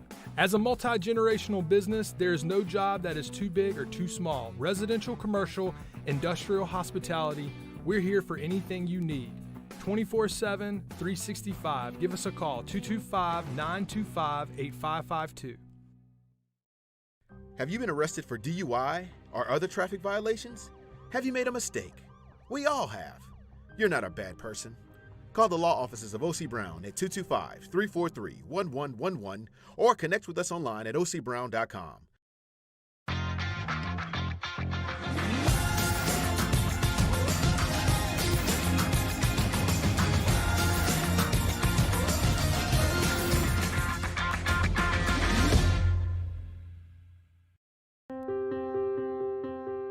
This isn't just another day. It's so much more. Kelly's life was put on hold when her auctioneer primary care doctor discovered a rare blood disorder. Her doctor connected her to an auctioneer care team of cancer, heart, and kidney specialists. With multiple primary care locations around Baton Rouge, same-day appointments, and online scheduling, we're relentless about keeping you healthy. Auctioneer Baton Rouge, innovating healthcare for Kelly. I've been doing business with Luba for 25 years. They're dependable, trustworthy. It's just the attention to detail with our clients. Our folks have years and years of experience. They're highly trained professionals. But many companies have that asset. What I'd like to think makes Luba a bit different is that we use those talents in a way that truly is dedicated to serving the needs of the folks who depend on us.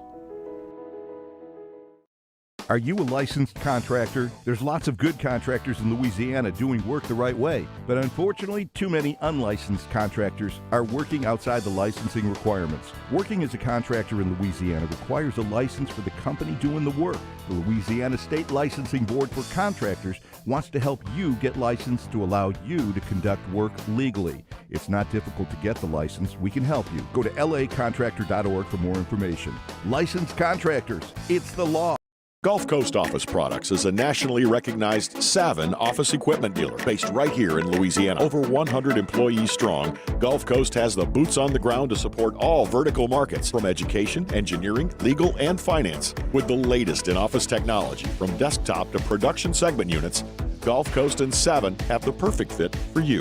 Call 225-756-2644. That's 756-2644 for Gulf Coast Office Products.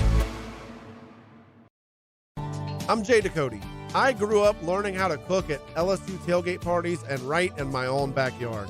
And I created JD's Louisiana Products to bring that Louisiana flavor to you at home for your backyard cookout.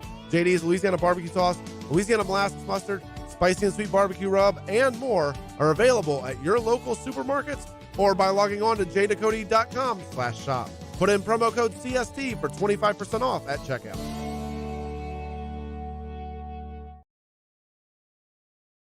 Brought to you by Spencer Callahan Injury Lawyers.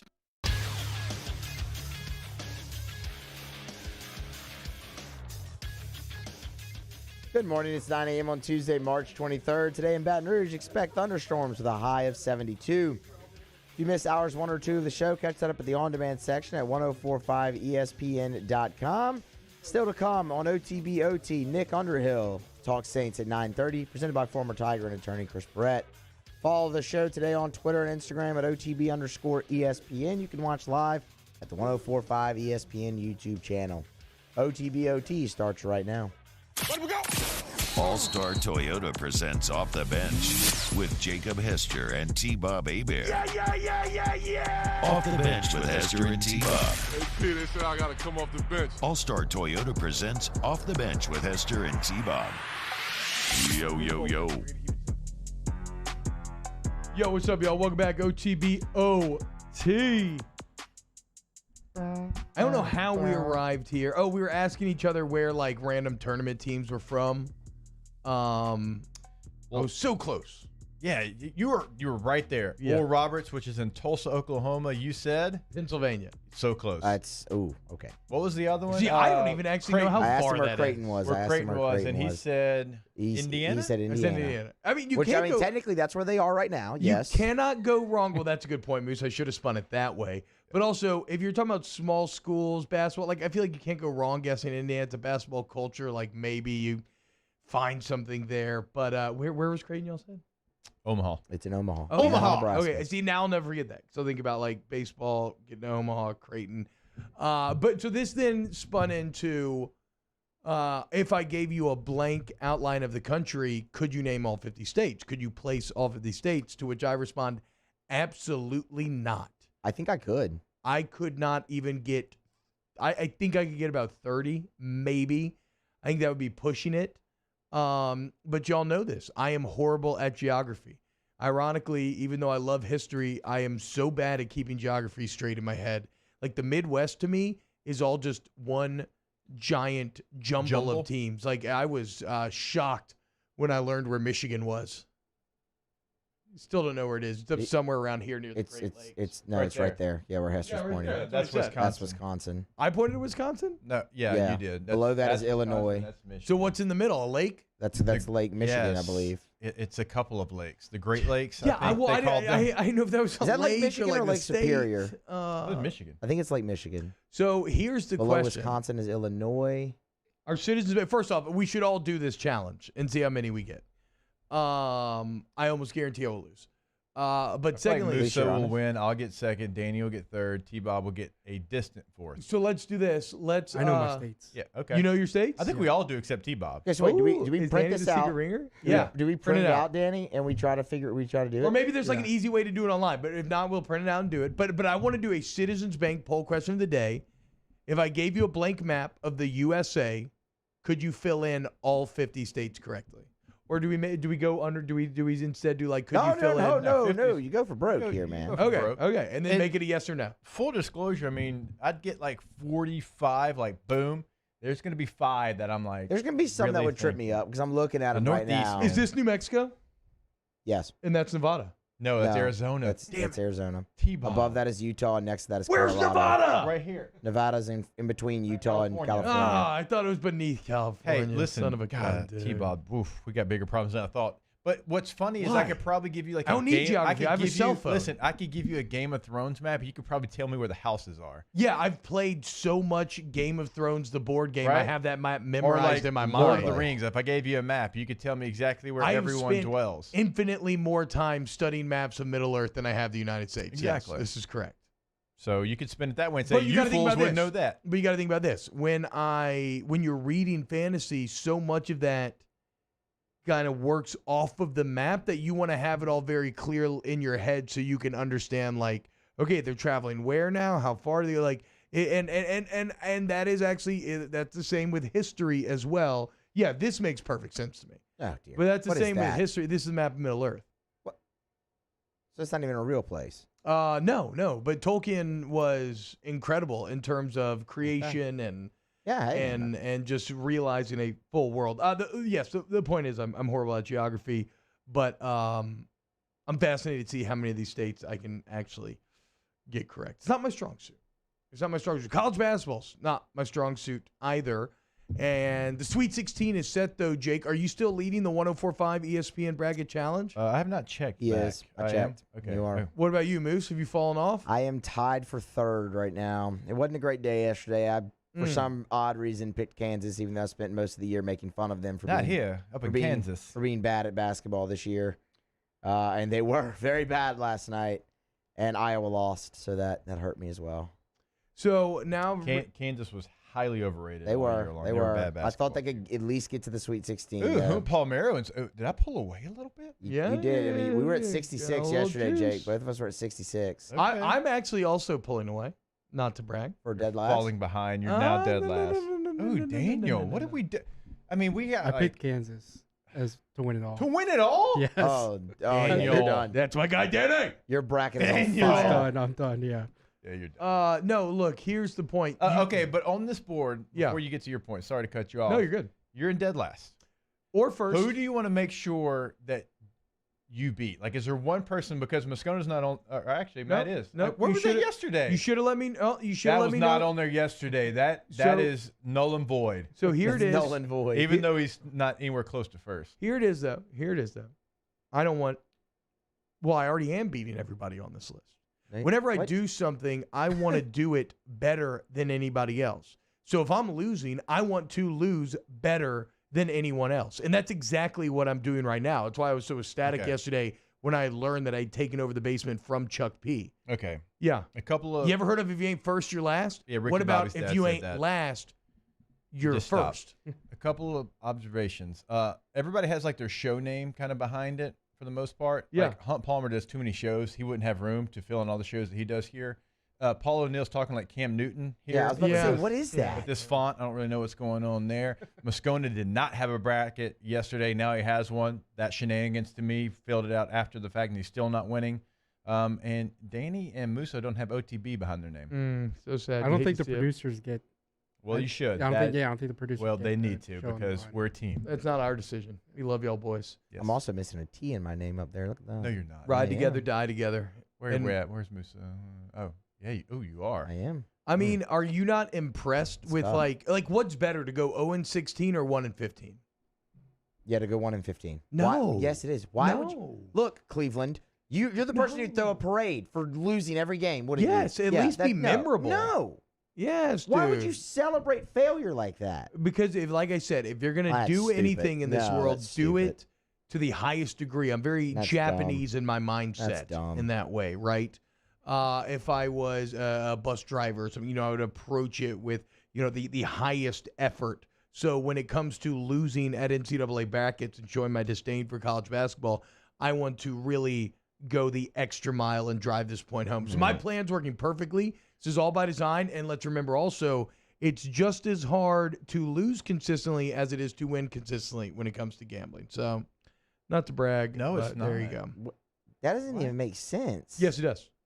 Mathematically, going 0-8 is just as impressive as going 8-0. Look, I don't know In if I'm gambling, going to win. right? With spreads. I might not be winning this in the end, but if I do I get something for being, or is I have it no just idea. like a pat on the back? No, I think Oh, you yeah. just get a pat on the back. I Yeah. don't think you're entitled to any rewards because bragging of how rights, this works. Yeah, you get bragging rights. I mean, who doesn't love bragging rights? Like I too will have bragging rights, and I look forward to it. I can't wait. Okay, so out of the Sweet 16 teams that are left, since you guys actually do know what you're talking about, it looks like, you got in the Northwest, you got Gonzaga, Creighton, you got USC, Oregon. I mean, Gonzaga's coming out of that, right? Like Feels there's no like doubt. it. So yesterday, if you watch the Gonzaga game, they took a punch from Oklahoma in their best punch, and it didn't really faze them. Gonzaga was out Kispert for most of the first half, who is up for National Player of the Year, averages almost 20 points a game with foul trouble. They didn't blink. They shot their worst percentage of the year, the lowest percentage they shot all year long in a second-round tournament game, and still won by 16. Like, this is a team that it feels like it's inevitable for them to make a run to the Final Four. Now, Creighton, if you'll remember, a lot of us had UC Santa Barbara. That was the trendy upset pick. Well, they have bucked that, and they have now gotten themselves into the Sweet 16. It's a matchup of two teams that are trying to get up and down the court. But what I saw from Gonzaga going to get – look, Oklahoma's been inconsistent, but at times they've been a top 10 basketball team, and they didn't play their best. It was kind of clunky for most of the first half, the end of the first half, and – at the end of the second half, and they still won by 16. They still covered the spread. This Gonzaga team seems like they will be there in the end, and I don't know how you go about beating them. I don't know what the game plan is to beat them, because no matter what you do, they don't panic. They absorb it, and then they give you their own run. So, so Gonzaga clearly feels like the favorite over there. Now, what about when we look in the East bracket, and you now got Michigan, Florida State, and UCLA, and Alabama. Alabama looked pretty good last night against Maryland. Is Michigan or Alabama the favorite there? Or do you like one of these other squads? I think Florida State's probably the one that's not going to get talked about, because a lot of people trendy pick for Alabama to make it. A lot of people love the fact that they can score like they can. And look, I understand it. In a tournament format, if you can score, you've got a chance. We know that. Florida State, to me, is not being talked about enough. This is a very athletic basketball team that can shoot better than they have in the years past. Like, they've been athletic for 3 or 4 years now, and they've had good teams. This team shoots better than those other teams. I like them against Michigan. I like them to come out of the East region. I think they are that good of a basketball team. Okay. Well, okay. The 4 seed making it out of the East. We'll see. Now, what about the South? I think this is probably the best game of the Sweet 16. We're talking about number 1 Baylor against the 5th seed Villanova. I mean, both of these teams have dominated the first 2 games. Like, there's been no real tension or surprises necessarily. And obviously, Nova's track record speaks for itself, whereas what Baylor's done this year speaks for itself. So, I mean, Baylor, Villanova, who you got? I think Baylor's still a team that they had some faults there at the end, but still, I mean, they're right there with Gonzaga. I mean, they are 1 through 5 as deep of a basketball team as you'll find, like in their starting lineup, like everybody contributes, and then they've got a bench as well. So to me, it feels like we're headed for a Baylor-Gonzaga matchup. Villanova, again, that was a trendy pick. Winthrop, I think I had that one. And then they take care of them, and then they take care of North Texas, who upset Purdue. So haven't really been challenged. You know what I'm saying? When you play teams, a 13 and a 12 seed, Baylor, to me, is going to run away with this game, and they've gotten back on track. I do think. Yep. Okay. Oral Roberts, Arkansas. Yeah, these two teams have played. These teams have played this year. Oh, really? Yes, and Oral Roberts had a double-digit lead, if I'm not mistaken, in the second half. Arkansas was able to come back and win that game. So we've got a sample size of that contest. I think it's going to be a good game. And I think Arkansas, I love the passion that their coach gives them, and I think Musselman is a very good college basketball coach. But I still think that Oral Roberts is going to hang in there with Arkansas. It's not going to be a blowout like we saw yesterday in some of these teams that had upsets in the first round. I mean, they already beat Florida. What if they beat Arkansas and make it a second SEC team in a row? All right, then finally the Midwest bracket, kind of an interesting matchup here. Loyola Chicago and Oregon State making it 8-12 in the Sweet 16. What a weird tournament it's been. Does Sister Jean move on to the Elite Eight? Oregon State embarrassed Tennessee, and then they beat up on a Oklahoma State team that had a star freshman in Cunningham that a lot of people thought could make a run to the Final Four out of this region. and they have just annihilated the competition that's been put in front of them, a 4 and a 5 seed. So they've been as tested as a 12 seed can be, right? The Loyola Chicago, what they did to Illinois. Scary. And they beat Georgia Tech, the ACC tournament champ, by double digits. This is going to be not even low key. It's going to be a hell of a basketball game. Like, I might be looking forward to Loyola Chicago, Oregon State more than any other matchup. But how about the final one on the docket? I think in our off the bench bracket thing that we did, I actually have Houston winning the national championship. I don't know why. I just did it. But they got, I mean, their path isn't looking bad. They got to get through Bayheim and company here. Syracuse always does well in the tournament. But, like, as far as if I were to tell you, hey, in your bracket with a chance to go to the Final Four, you got to get past Loyola, Chicago, Oregon State, and Syracuse, like, anybody would take that. Not to say those teams aren't good. Right. But, I mean, no path is going to be easy to the Final Four here. You look like you like Syracuse in this game. Okay, so Syracuse, I think the reason they were able to win the first 2 games is because their style of defense, if you don't have time to prepare for it, sometimes it can trip you up. And San Diego State had a couple of days, but I think just the talent weighed out. Even though they were the 6th seed, I think Syracuse had more talent at the end of the day than San Diego State. West Virginia, I think it gave them problems. So Houston's had some time, and Houston plays great defense as well. Low-scoring contest. I'd bet the under on this one without even knowing what the under is. Houston's not being talked about enough, though. So I think Houston figures it out. Yeah, except for this guy, college basketball expert. I got your back. All right, so it's a little Sweet 16 preview. Looking forward to weekend number 2 of March Madness. Feels good that it's back. All right, when we get back, let's talk a little LSU baseball as the boys prepare to take on the Tulane Green Wave tonight in NOLA. We'll break it down here on OTB OT. OTB OT.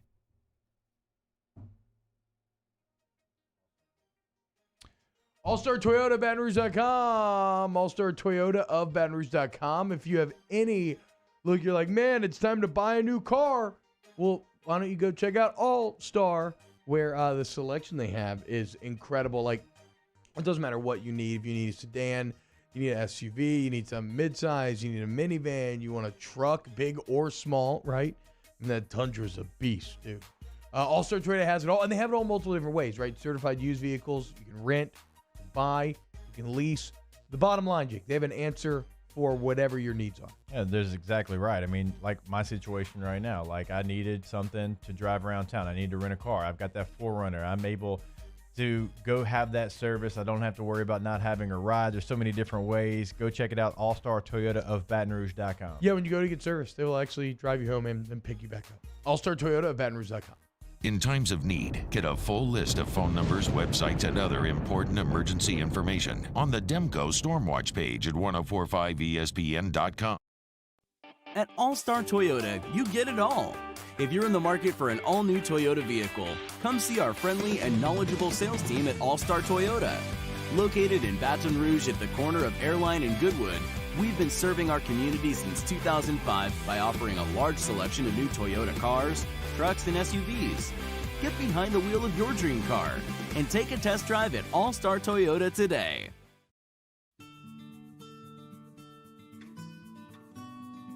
This is a house call.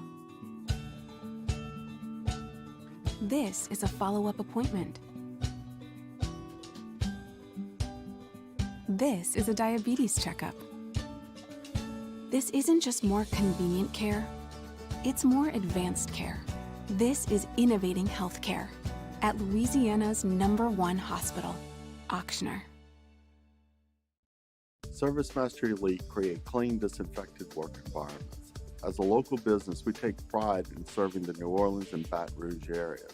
Our cleaning protocols follow CDC and OSHA standards for healthcare settings, offices, senior living, restaurants, and industrial plants. Contact ServiceMaster Elite to get your operation ready for reopening with germ disinfection cleaning. ServiceMaster Elite, the trusted choice in professional cleaning since 1996. Can you feel it? Spring is almost here, and if you got a new boat for Christmas or you just want to take your boat to a new level, you want front-to-back boat service, HD displays, live sonar that show the fish before you cast, Trolling Motors. At Front to Back, they got not one, but two NMEA certified techs for all of your marine electronic needs. How does a brand new speaker system sound? Well, guess what? They do that too. So call 225-928-9644 or go to Front to Back Boat Service. $29,995 for a new Ford F-150. Bayou Ford in LaPlace has brand new 2020 Ford F-150s for only $29,995. All new Bayou Ford vehicles come with a 1 million mile powertrain warranty, and with Bayou to You, free delivery right to your door. The crew at Bayou Ford is going to do right by you.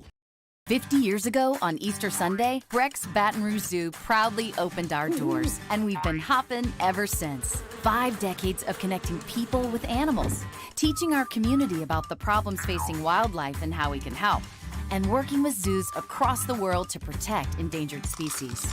Today, our future is taking flight by stretching the possibilities of what your zoo can become, while we keep it fun and affordable for everyone. Thanks for coming along. It's no secret.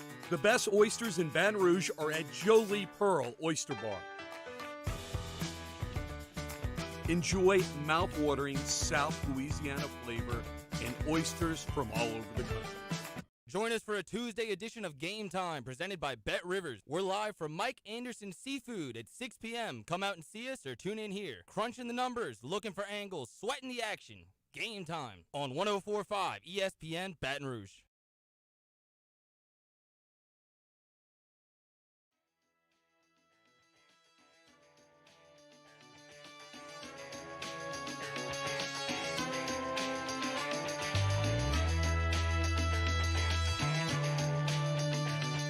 OTB OT with Hester and T-Bob on 104.5 ESPN Baton Rouge and 94.7 ESPN Alexandria. Man. Minnesota. The quiz gave me a hard one off the bat, dude. See, if you can't get Minnesota, you're done. No, I went. No, you're done, dude. I think I chose here. Yeah, which that's they said Missouri. was- okay. That's No, no. Missouri. Maybe I chose here. Chef's hat is right there. That's Minnesota. Minnesota. Feels like a stretch. Below that is a chef. Iowa. That's his Feels hat. like a stretch. That's His his face. face. That's his shirt. That's his pants. And that is Louisiana. That's the boots. Oh, look at that. Did you not learn that It's in all school one giant in chef. Georgia? Oh, for my Look at that, gosh. dude. What Who are we would've doing? guessed? Didn't you Is it learn like- that? is this- learned- yes. Okay, yes. Danny, day one in Louisiana elementary school? Yes, I learned. Yeah. I Is learned this- that. is this That's- Iowa? What do y'all that's do in Iowa. Georgia? Is this Yes, Iowa? That's Yes. his face. And Well- next to that is Nebraska. Were y'all like a football factory or something? I owe you a swift kick in the face for all this hate you're throwing my way. Iowa, I owe you. Do you remember the Saved by the Bell episode where Slater wanted to go to Iowa to be a wrestler, but his dad didn't want him to? And Zach's like, tell him about Iowa. He's like, what about Iowa, son? Iowa owe you $20. Yeah, there you go, Remember that dude. episode? I mean, know? look, I follow in the Iowa. I follow in the footsteps of comedic legends. You can't laugh at it then. You didn't laugh at it when I said it. You can't laugh at it just because No, I Zach can't. Morris said it. I can't. Zach Morris is a lot cooler than you. Yes, That's Zach Morris true. is Zach cooler than Morris me, but was that's a not the lot cooler point. than Me, I'll take that. The joke is a joke. What's the emphasis on the wrong syllable? That joke does come from a random Mike Myers movie, so I did not make that up either. No, I've never heard that with the chef thing. I don't know. That's- Geography just doesn't do it for me. My goodness. It's a bit like how your math teacher be like, you're not going to have a calculator in your pocket. Well, hello, you're right. Instead, I have the entirety of human knowledge in my pocket literally everywhere I go. So try again, math teacher. I do have a calculator everywhere. And so if I ever need to know a state, I can look it up. But did we post poll questions? Did we make poll questions? I Just wanna know? forgot. Okay, I that's forgot fine. what you That's even fine. settled on. That's fine. What we settled on was, could you, if I gave you, like a blank map of the USA, could you fill in all 50 states? Yes or no? So I told you, Correctly. my sister-in-law, Becca, who was on the Bachelor, it was one of the things that she had to do was to place the states. And I believe the fellow was from Like for an episode? Yeah, and I believe he was Ooh, I from would hate that. Indiana, and she put it somewhere close to Montana. I mean, and I feel like Indiana's probably like people right let her know here. about it. Why Is is, this that important Indiana? to somebody? Like, if that's your, I don't are you looking for that in a mate? Really? You have Yeah. to know where all the 50 states are to Well, date if me? we're, That's stupid. What's stupid about The Bachelor is some of this controversy about Chris Harrison. They're like, he's psychologically bullying these people, blah, blah, blah.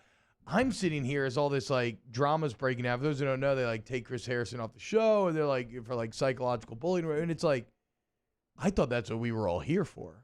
Like, I thought that's clearly what it was. Or they, like, Isn't break that- these people isn't down. that reality television? Yeah, like, I thought it was like they purposely break these people down with, like, military-esque tactics and then make them cry and, like, push them to their, like, I thought that's just what it all was. So the first night, I believe, like, they keep them up as long as they possibly can, and obviously they're pushing drinks like all night long. It's like the Yes. sun's coming up and they're still filming, and they're all like, Yeah, like 4 or 5 a.m. Like, I don't know. I was just shocked that people were like, I can't believe they're manipulating me. Like, what? Even I thought that was the whole point of the show. Our house was the hometown visit. Like, they came to our house, and it's funny how you'll interview and you'll be like, that went really well, and they air it, and you're like, I didn't say that at all, because of the way it's edited. I mean, they have cutaways, and like it's Bachelors crazy. know what to do to the reality do. TV. Okay, There's a reason it's as popular as it is. I think I know where Indiana is. I'm between these two states right here. No, neither one. That is South Dakota that your pointer finger is on. This one? Yeah. So this is North Dakota. Right. Okay, bam. Wait, bam, what? You're I welcome. knew North Dakota. Yep. That's Indiana? Yeah, that's Indiana right there. Dude, that's not the Midwest. Look at that. Look how east that is. I don't get this anymore. Never mind. Let's talk about baseball. LSU So we would baseball definitely tonight. crush him in this. Yeah. Where I would get hung up is the Northeast, like with Rhode Island or Delaware. Rhode or Island's something little bitty tiny That's- little right yeah, there. so I mean that might trip, but I really feel like I could do very well at this. Okay, so now this conversation that I had in my group text the other day is making a lot more sense. Where one of my friends was trying to say, is Indiana actually the Midwest? And I'm like, what do you mean? Absolutely. Like, when you think of the Midwest, what do you think of? You think of Indiana. Like, culturally, that's as Midwest as it can get. Now I'm confused. That's not West at all. That's right above us. Are we the Midwest? Are we the Southern Midwest? How does any of this work? Maybe it's just a cultural designation, not actual Why are the Pelicans in the geographical- West? Yeah. Yes. Thank you. Now And I the don't- Grizzlies. I don't know geography, but I do know that. But I mean, actually, now I don't know though. If we're talking Hey, look, about Indiana I mean, being west, the Pelicans are here. The Grizzlies are here. Yeah. They're in the West. I know. I Makes hate it. No sense. I hate it. Put us in the East and watch us fly. Pelicans fly together, T-Bob. That's right. And so does this So do LSU the Ducks, and they're okay. Sorry. baseball team going to Turkey Stadium tonight. Maybe. For the purpose of this conversation, let's assume the game happens, even though there's a very good chance that it will not. In terms of things you are looking for, what would you do with Helmers? Would you let him go extended? You give him 3 innings, try to save him for the weekend? What are we going to do with Will Helmers? Because he's got a very good stat line on the year. I mean, we're talking 19 and a third, 4-1, 2.79 ERA, 22 Ks to only 3 walks in that 19 and third. That's good. That's very good. Look, I've said my piece on Will Helmers. I feel like I've said it here. I know I've said it on the podcast. I think his arm is more valuable to you on the weekend. I think he's proven to you now that he can be a spot starter for you. If they needed a spot start, say they're playing in Hoover right now in the SEC tournament and they needed a spot start, they're going to Will Helmers. That's been decided. Yeah. There's no way it hasn't been. Yeah. So for me, he's more valuable to you on the weekend. If you want to keep him in that starter mentality on the midweek, I'm cool with that. Get him out of there after 3 innings. I do not want to see him pitching in the 4th inning at all. Who comes in the 4th? Coleman? I don't care. Just get Helmers out before then. I think he's more valuable to you on the weekend than in the midweek. So, Moose, I know you're supposed to record a pod after this. We'll see if they end up announcing him in the game or not. But would you know anything about this sophomore pitcher from Tulane, Tyler Hoffman? I've looked up a few things about him. He is their midweek guy. He hasn't pitched. He's not a weekend starter or anything like that. He's a midweek guy. So, I mean, they have four starters. And, I mean, he's done well against familiar opponents to LSU. I mean, one of his starts are against New Orleans, Southeastern, Southern, and Texas Southern. So, I mean, he has started against 4 teams that LSU has played, which is interesting, and he's done very well. I mean, the strikeouts, am I reading this correctly? They're on 17 and third. Does he have 38 Ks? He has 38 Ks, which is good. Again, every team he started against, Will Helmers has also started against. Yeah. And they have similar it's very. If you look at their schedule, the only team on their schedule that LSU hasn't played is Western Kentucky and Troy. Everybody else is a common opponent. So what now? So if that's on the mound, what you're looking for out of Helmers and how they handle that situation, like what about these lineup changes and the changes in the field? Real quick, if you ask me how I think they do handle him, I think they continue to extend him. Oh, Helmers, you think they will? Okay, that's not what you would do. That's not what I would do, but I'm not the coach, and that's fine. And I mean, coach your team how you see fit. And I mean, Paul Maneur's won a lot of games, so. But, I mean, I would imagine they keep him, in that 45 to 50 pitch range where they can get an inning if they need it out of him on the weekend. Here, let's go to break on this because I want to get to Nick Underhill. But speaking of things that you maybe disagree with Coach at, it looks like in his media availability, he answered the question about why he left Jaden Hill in the game. I know that the other day we talked about that Hill arguably should not have been out there in inning number 8. So I want to hear what Coach Maneri had to say about his decision there. On Friday night, the wind was galing in. I didn't think, we were going to be able to get a guy on and blast a 2-run homer because it just seemed like it was going to be impossible to hit a home run that night. So I didn't want to go to our pen and use our top guys, so I tried to get a little extra out of Jaden. I probably left him in, probably 2 batters too long. Maybe I shouldn't have sent him out there for the 8th inning at all. He was at 85 pitches after 7 innings. I thought he still had it. I didn't think I was putting him in any kind of danger physically, and I thought he was still throwing the ball well. Yeah, I don't think danger physically, right? No, not a pitch count problem. No, for sure. Look, that's basically what we talked about the other day. He wasn't going to go to the top guy, which I understand. You're not going to go out there and burn Devin Fontenot when you don't have a lead. I get it, absolutely. And we have said, if he had it to do over again, he might do it differently, and that's what that sounded like to me. I do love Coach Maneri's willingness to really take you behind his thought Love the process. candor, man. Always have loved the candor. Yeah, absolutely. All right, when we get back, you know what time it is. It's time for Nick Underhill, New Orleans Top Football, talking Jake's favorite team, the New Orleans Saints, here on OTB. OTB, OT. Do I not like the Saints? AccuTemp. Yeah, I know. Yeah, you like the Saints because you like AccuTemp. And what do you get with both? The highest degree of service. For all your AC, heating, and electrical needs, you want to go to AccuTempBR.com today. Again, I know I keep telling y'all, but this is a limited time deal. So please take advantage. If you have a new AC install that you need right now, you will get a free premium clean air package. That is $1,800 of value with every new AC install. Basically, the package they put in, Jake, is the equivalent of an industrial cleaning crew cleaning your home every 12 minutes. Which we obviously know how important that can be, not only during these times, but all the time, especially when you have small ones in the home. Take full advantage of that. They can handle any of your AC, heating issues, electrical work as well. Do not forget about that. If you want to install that new ceiling fan, if you're switching up some of the panels you've got going on, they can handle that. They're really going to make sure as well, like T-Bob mentioned, your indoor air quality is at its peak level. That is so important right now, and that deal is not going to last very long. So where'd they go, T, to find out more information? Go to AccuTempBR.com today, AccuTempBR.com. Our listeners fire off their opinions on the JimsFirearms.net hotline at 499-1045. Keep listening for your next chance to shoot us your thoughts with the JimsFirearms.net hotline on 1045 ESPN Baton Rouge.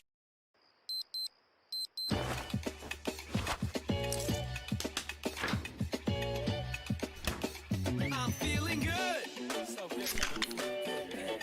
I just thought you should know.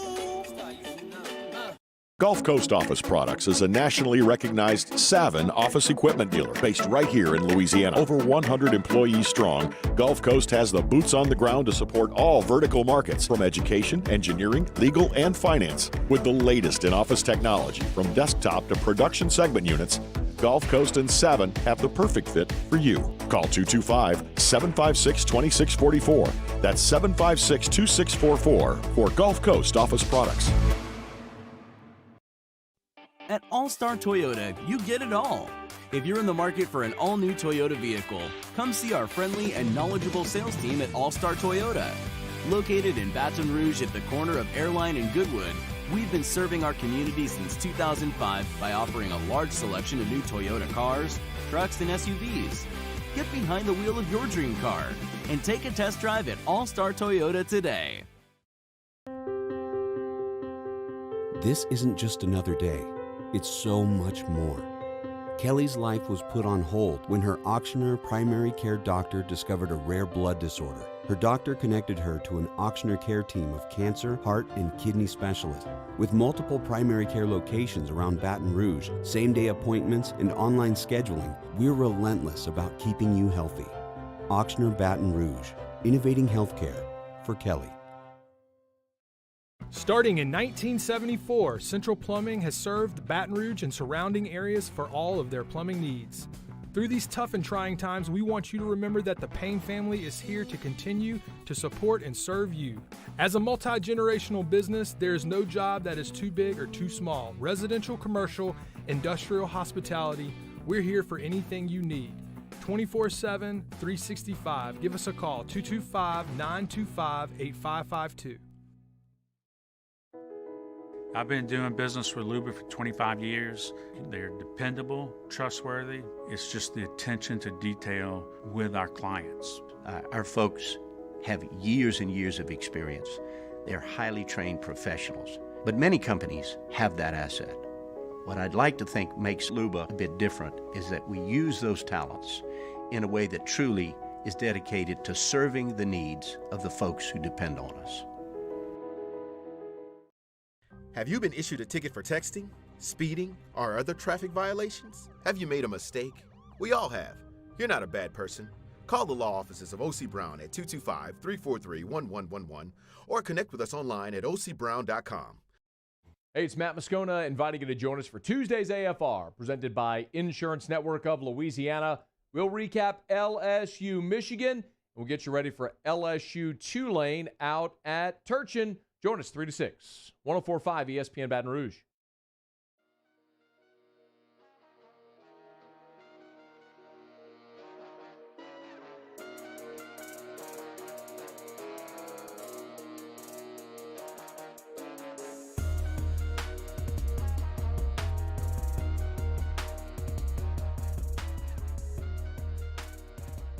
OTB OT with Hester and T-Bob on 104.5 ESPN Baton Rouge and 94.7 ESPN Alexandria. Weekly New Orleans Saints updates with Nick Underhill on OTB are brought to you by former LSU Tiger and attorney Chris Perrette. Just went 6 to midnight over here, boys, because we get to talk to my guy Nick Underhill at Nick_Underhill here on OTB OT. Of course, Nick. New Orleans.football. Sign up now. Okay, you support Nick directly, but more importantly, if you're a Saints fan, you get the best Saints information out there. Nick, what's up, man? Welcome in. Hey, how you guys doing? Doing well. How are you doing, Nick? It's been a crazy offseason, dude. A ton of news that is just constantly breaking day by day. We're here. The Saints are under the cap. They managed to make it by the date. I want to start here, though. The latest news, Sheldon Rankins leaving, going to sign with the New York Jets. And I'm going to ask you a very sports talky question here, but I think it's an interesting conversation. Was Sheldon Rankins, when it's all said and done, was he a successful first-round pick for the New Orleans Saints? That's hard to quantify. And look, I mean, he had a deformity that caused his Achilles to stretch, and the one tore naturally. The other one was preventative. I think it's called like Hagelin syndrome, I believe is a technical term. And that was his second Achilles injury. So, it's tough. His body defied him a little bit. I would say that, if you don't get a second contract as a first-round pick, I think that's probably a little bit of a disappointment. And, I'm not even sure really that was something that they considered. It seemed like they made the decision by signing Onyemata. And then last year in passing situations, they moved to more three-man fronts, and that kind of just squeezed Sheldon out of that role. And you go through and you look at the stuff that Onyemata did at the nose over the last 10 years. He had more sacks there over the last 10 years from the nose position, except for one guy. So, I mean, he had the second best season of the last decade is a nose tackle pass rusher, and that allowed them to open things up, get Demario Davis going. You can blitz your safeties a little bit more. You can disguise, bring your pressures, be a little bit more exotic. And, before Sheldon was even gone, it seemed like they were moving away from him. So, I think at his peak, if he, if those Achilles are healthy, this is going to be the second year removed from the second surgery. So I think he has a better chance of getting back to where he was. And I think that player still is in there, but, for this team, they got their money situation. They have another guy that's doing really well. It didn't make a whole lot of sense to get competitive, but, he was from a media perspective, one of the best guys I've ever covered. He's awesome. Incredibly intelligent, patient, explains things, makes you smarter, loves the game. we got all the cliches here, but like really, he was one of the great guys, and I think those same traits really helped them. Like even when he wasn't getting sacks, his teammates would talk about like how he would be dissecting things that the offense was doing, calling out plays, and they called him the quote unquote mastermind of the defensive line.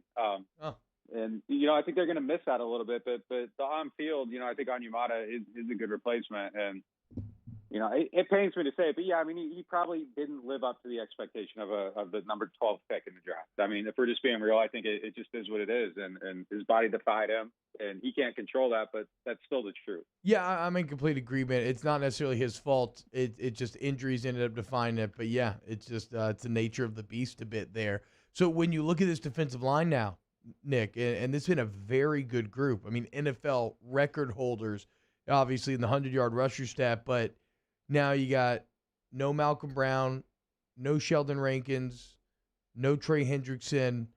How are you feeling about this D-line entering next year? Some of these, some of these key members start to move on.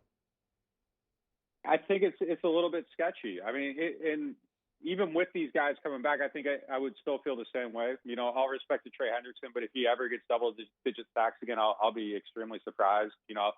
I think moving forward, he's probably more like a six-sack guy, like a little bit of Paul Kruger, maybe better than Paul Kruger, but Kruger had those highs, and then he just kind of settled back in, and he just was what he was. Cam Jordan's season last season, I think if you told me that he bounces back, I would feel a lot better about this group. Marcus Davenport hasn't performed the way he needs to perform. I think he's bubbling on that realm of disappointment, and we see the moments, the talent's there when everything clicks for him. It's good and it's exciting. Even you see him do things that make you start projecting. And I've gotten fooled by him more than once, but like we're at the point now where you got to go out and you need to get your 10 sacks or whatever. And it's just hard to see that path for him. So that group as a whole, I think is a little bit, it's probably the trouble spot on the roster right now. I mean, projecting Carl Granderson, I think, is pretty dangerous, even though, he had moments, but like, what can you really expect there? And, Malcolm Brown's a loss too. I think they do a good job of locating defensive tackles, coaching them up, putting them in a position to succeed. Tyler Davison did a good job there. And I think there's other candidates even on the roster, Malcolm Roach. They've just had a lot of guys over the last few years that have been good at that. But, he's probably, I don't know if you want to say an elite run stopper, but he's probably a higher end one down defensive tackle, and they're going to miss him too. So, yeah, I mean, there's a lot to do there. If they could get, just one more guy, one more sure thing, I think it would help a lot. But I think that's probably where the most questions exist on this team right now. Hey, Nick, T-Bob did mention Saints under the cap now. So I'll ask you this. Now that the moves have been made, where your expectations were, did they do more than they had to as far as taking hits on the roster? Do you feel okay about it? Or was it like, man, I didn't know they'd have to lose this much off the roster to get under the cap? Yeah, I think they did probably what I expected. I would say maybe one or two extra moves, because I think we projected, when we would talk about it, it'd be like, extend Ramczyk, extend Lattimore. And like, they didn't do those things, Right. They waited and those didn't happen. So those required extra moves. And then, tagging Marcus Williams, there's another $11 million. Yeah, I mean, I think that they're right kind of where I expected them to be. Once it's done and you see all the holes, maybe it feels like there's a little bit more work to do than when you're talking about it through like an abstract lens. Cornerback's a big deal. I've heard TJ Carey's name out there, so that could be a possibility for them. He played for the Colts last year, was solid. He's 30. He's been up and down throughout his career. So we'll see how they fill in some of these holes. But yeah, I think that they need to get another cornerback, probably, maybe even a little bit higher end than that. Like if you could draft somebody, that'd be great. A pass rusher. And then if they get a tight end of some sort, in an answer at defensive tackle, I think I would feel a lot better about them going into next year. I think that kind of put me back around, the 10-win projection that I've kind of held tight to. But I think losing Janoris Jenkins was kind of like the point where I was like, all right, 10 wins might be a little bit tougher than I thought. So we'll see how the rest of it comes together. But, I don't think the path to being that team is super far away. Like these cornerbacks really the only like huge hole to me. And if you fill that, I think the rest of the stuff can kind of be pieced together with cheaper guys, draft options, and they can get there. But, Yeah, I mean, there's definitely the cumulative of the whole thing is a little bit bigger than the individual pieces, but it is a lot. And, we've talked every week about the middle class. You have to keep that up because somebody's going to get hurt. And, like, who's going to step in? Like, who are your backup linebackers right now? Like, in the past, at least there was, like, Craig Robertson, and the floor now is even lower than that. So, like, they got to find a way to just bolster some of those areas. So if somebody does get hurt and they are going to get hurt, like, everything doesn't fall apart because there's nobody else to fill in. So they're under the cap. Obviously, the draft is coming up. These picks probably going to have a little. I mean, I'll ask you: do these picks have extra value this year, given that you need to fill out the middle of that roster some more? It's a good question. I don't know. I mean, you can make the argument that the picks are valued a little bit differently than in other years because there isn't much of an off season. The regular season was weird. Scouting is going to be compromised. You don't have the neutral field at the combine to build out your prototypes. Like Jeff Ireland, he drafts everybody off of prototypes, and they have that historically going all the way back. And this is a team that values the combine. They aren't one of the teams that are like, underwear Olympics, blah blah blah. Like they highly value the combine.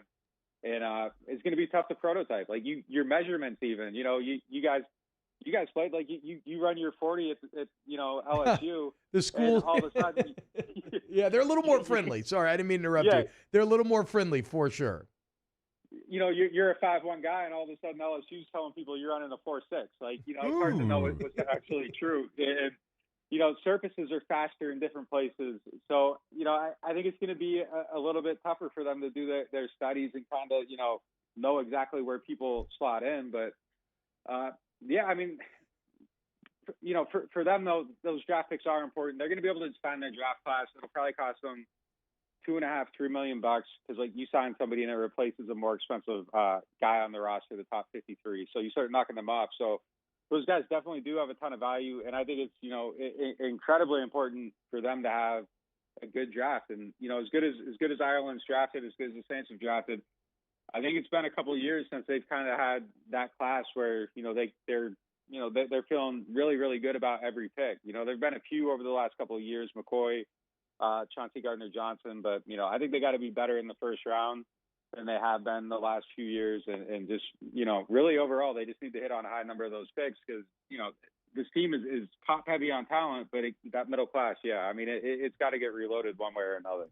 Nick, do you foresee, because you've been so spot on this entire offseason, I mean, I feel like you were pretty humble in answering the cap question because, like, the only reason why I was able to wrap my head around all of it was because of your predictions and all the different avenues the Saints could go down. Do you see them making any more moves outside of the draft to this roster before the season starts? Yeah, I think that you're going to probably start seeing them, make a few moves. This is kind of, I don't want to say like the bottom feeder, but like, the opportunities here, I think are going to start opening up for them because the teams with money have spent their money, and now you got the broke teams that haven't been able to spend their money.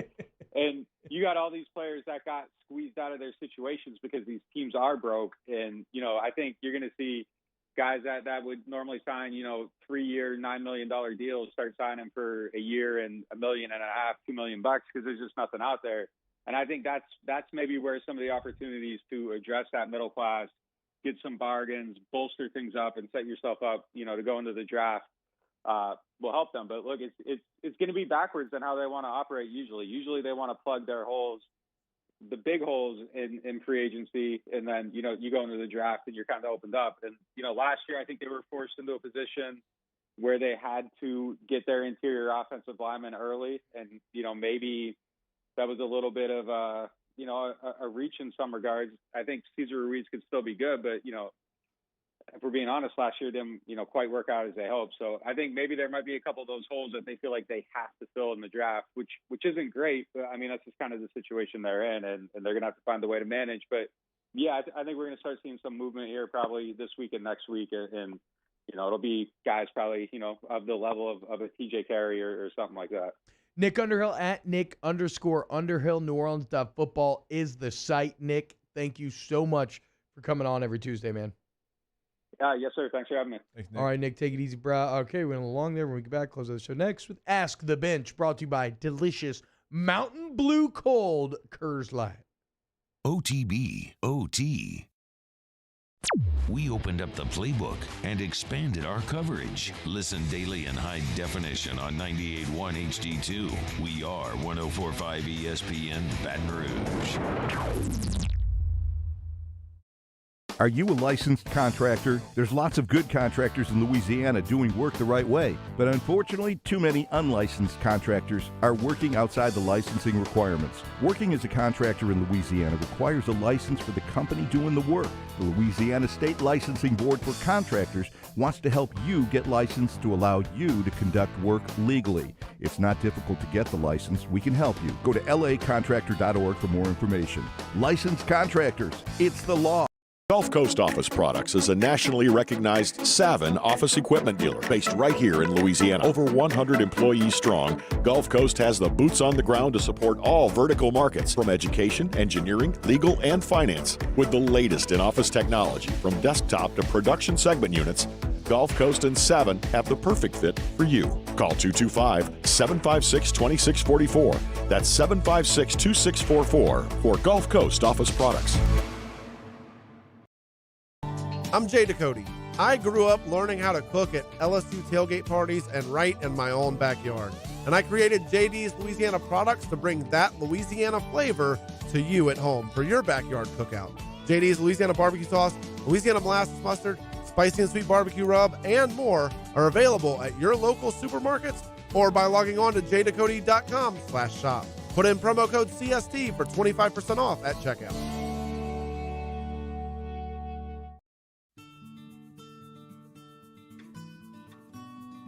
This is a house call. This is a follow-up appointment. This is a diabetes checkup. This isn't just more convenient care, it's more advanced care. This is innovating healthcare at Louisiana's #1 hospital, Ochsner. $29,995 for a new Ford F-150. Bayou Ford in LaPlace has brand new 2020 Ford F-150s for only $29,995. All new Bayou Ford vehicles come with a 1 million mile powertrain warranty, and with Bayou to You, free delivery right to your door. The crew at Bayou Ford is going to do right by you. ServiceMaster Elite create clean, disinfected work environments. As a local business, we take pride in serving the New Orleans and Baton Rouge areas. Our cleaning protocols follow CDC and OSHA standards for healthcare settings, offices, senior living, restaurants, and industrial plants. Contact ServiceMaster Elite to get your operation ready for reopening with germ disinfection cleaning. ServiceMaster Elite, the trusted choice in professional cleaning since 1996. Can you feel it? Spring is almost here, and if you got a new boat for Christmas or you just want to take your boat to a new level, you want front-to-back boat service, HD displays, live sonar that show the fish before you cast, trolling motors. At Front to Back, they got not one, but two NMEA certified techs for all of your marine electronic needs. How does a brand new speaker system sound? Well, guess what? They do that too. So call 225-928-9644 or go to Front to Back Boat Service.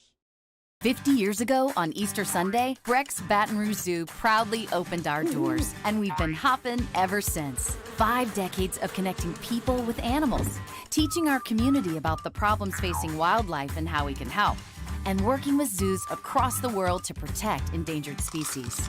Today, our future is taking flight by stretching the possibilities of what your zoo can become, while we keep it fun and affordable for everyone. Thanks for coming along. Have you been arrested for DUI or other traffic violations? Have you made a mistake? We all have. You're not a bad person. Call the law offices of O.C. Brown at 225. Join us for a Tuesday edition of Game Time presented by Bet Rivers. We're live from Mike Anderson Seafood at 6 p.m. Come out and see us or tune in here. Crunching the numbers, looking for angles, sweating the action. Game Time on 104.5 ESPN Baton Rouge.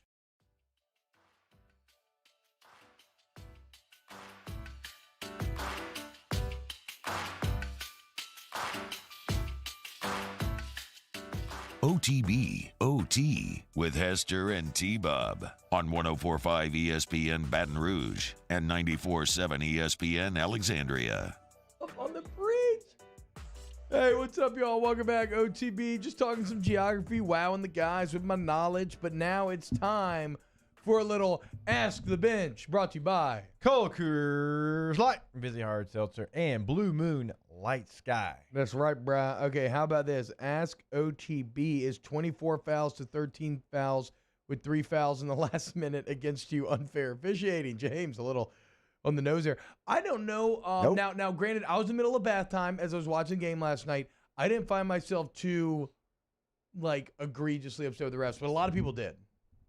It wasn't great, but you didn't lose the game because of that either. Yeah, it wasn't great. Yeah, I'm not going to say they lost the game by it. I was more upset with the announcers. I'll be honest with you. I was like, come on, man. You got to – and our guy Ben McDonald called him out. He absolutely did on Twitter. And I'm not sitting here, hating on the job. I realize it's a difficult job to do, but you can't – when you're doing a game, you cannot let the fans feel that you're, one way or the other. I mean, I had to drink a cold Coors Light, though, just to calm down because the amount of holier-than-thou pontificating from these college basketball talking heads, it's starting to make me nauseous, dude. I mean, what institution are you defending? Yeah. You are defending the most verifiably corrupt sport in all of the NCAA, and that's fine. I have no moral or ethical issues with any of it. So, what is your actual criticism? That LSU got too sloppy with it? I kind of feel like that's what it is. That's what you're upset about. We're just upset about players being paid, which is insane to begin with, given the amount of money that is made off of this tournament and the amount of money they don't see. If that's what just upsets you, well, guess what? That's going on everywhere, okay? Okay, so, no, get the hell out. Give it a rest, dude. It went from the announcers to the studio crew. Look, we get it. You don't like LSU, but be professional. Yeah, how's the weather up there in your ivory tower? Yeah. Down here, we're drinking cold, delicious Coors Light, okay? How about the Kentucky beat writer who made a comment after the game? I know. I saw Hunt quote you. Guy's a winner. I didn't see that. You're a beat writer for Kentucky, guy. Your coach literally had to vacate Final Fours. Multiple. Y'all have a great day. We'll see you on Wednesdays off the bench. OTB, OT,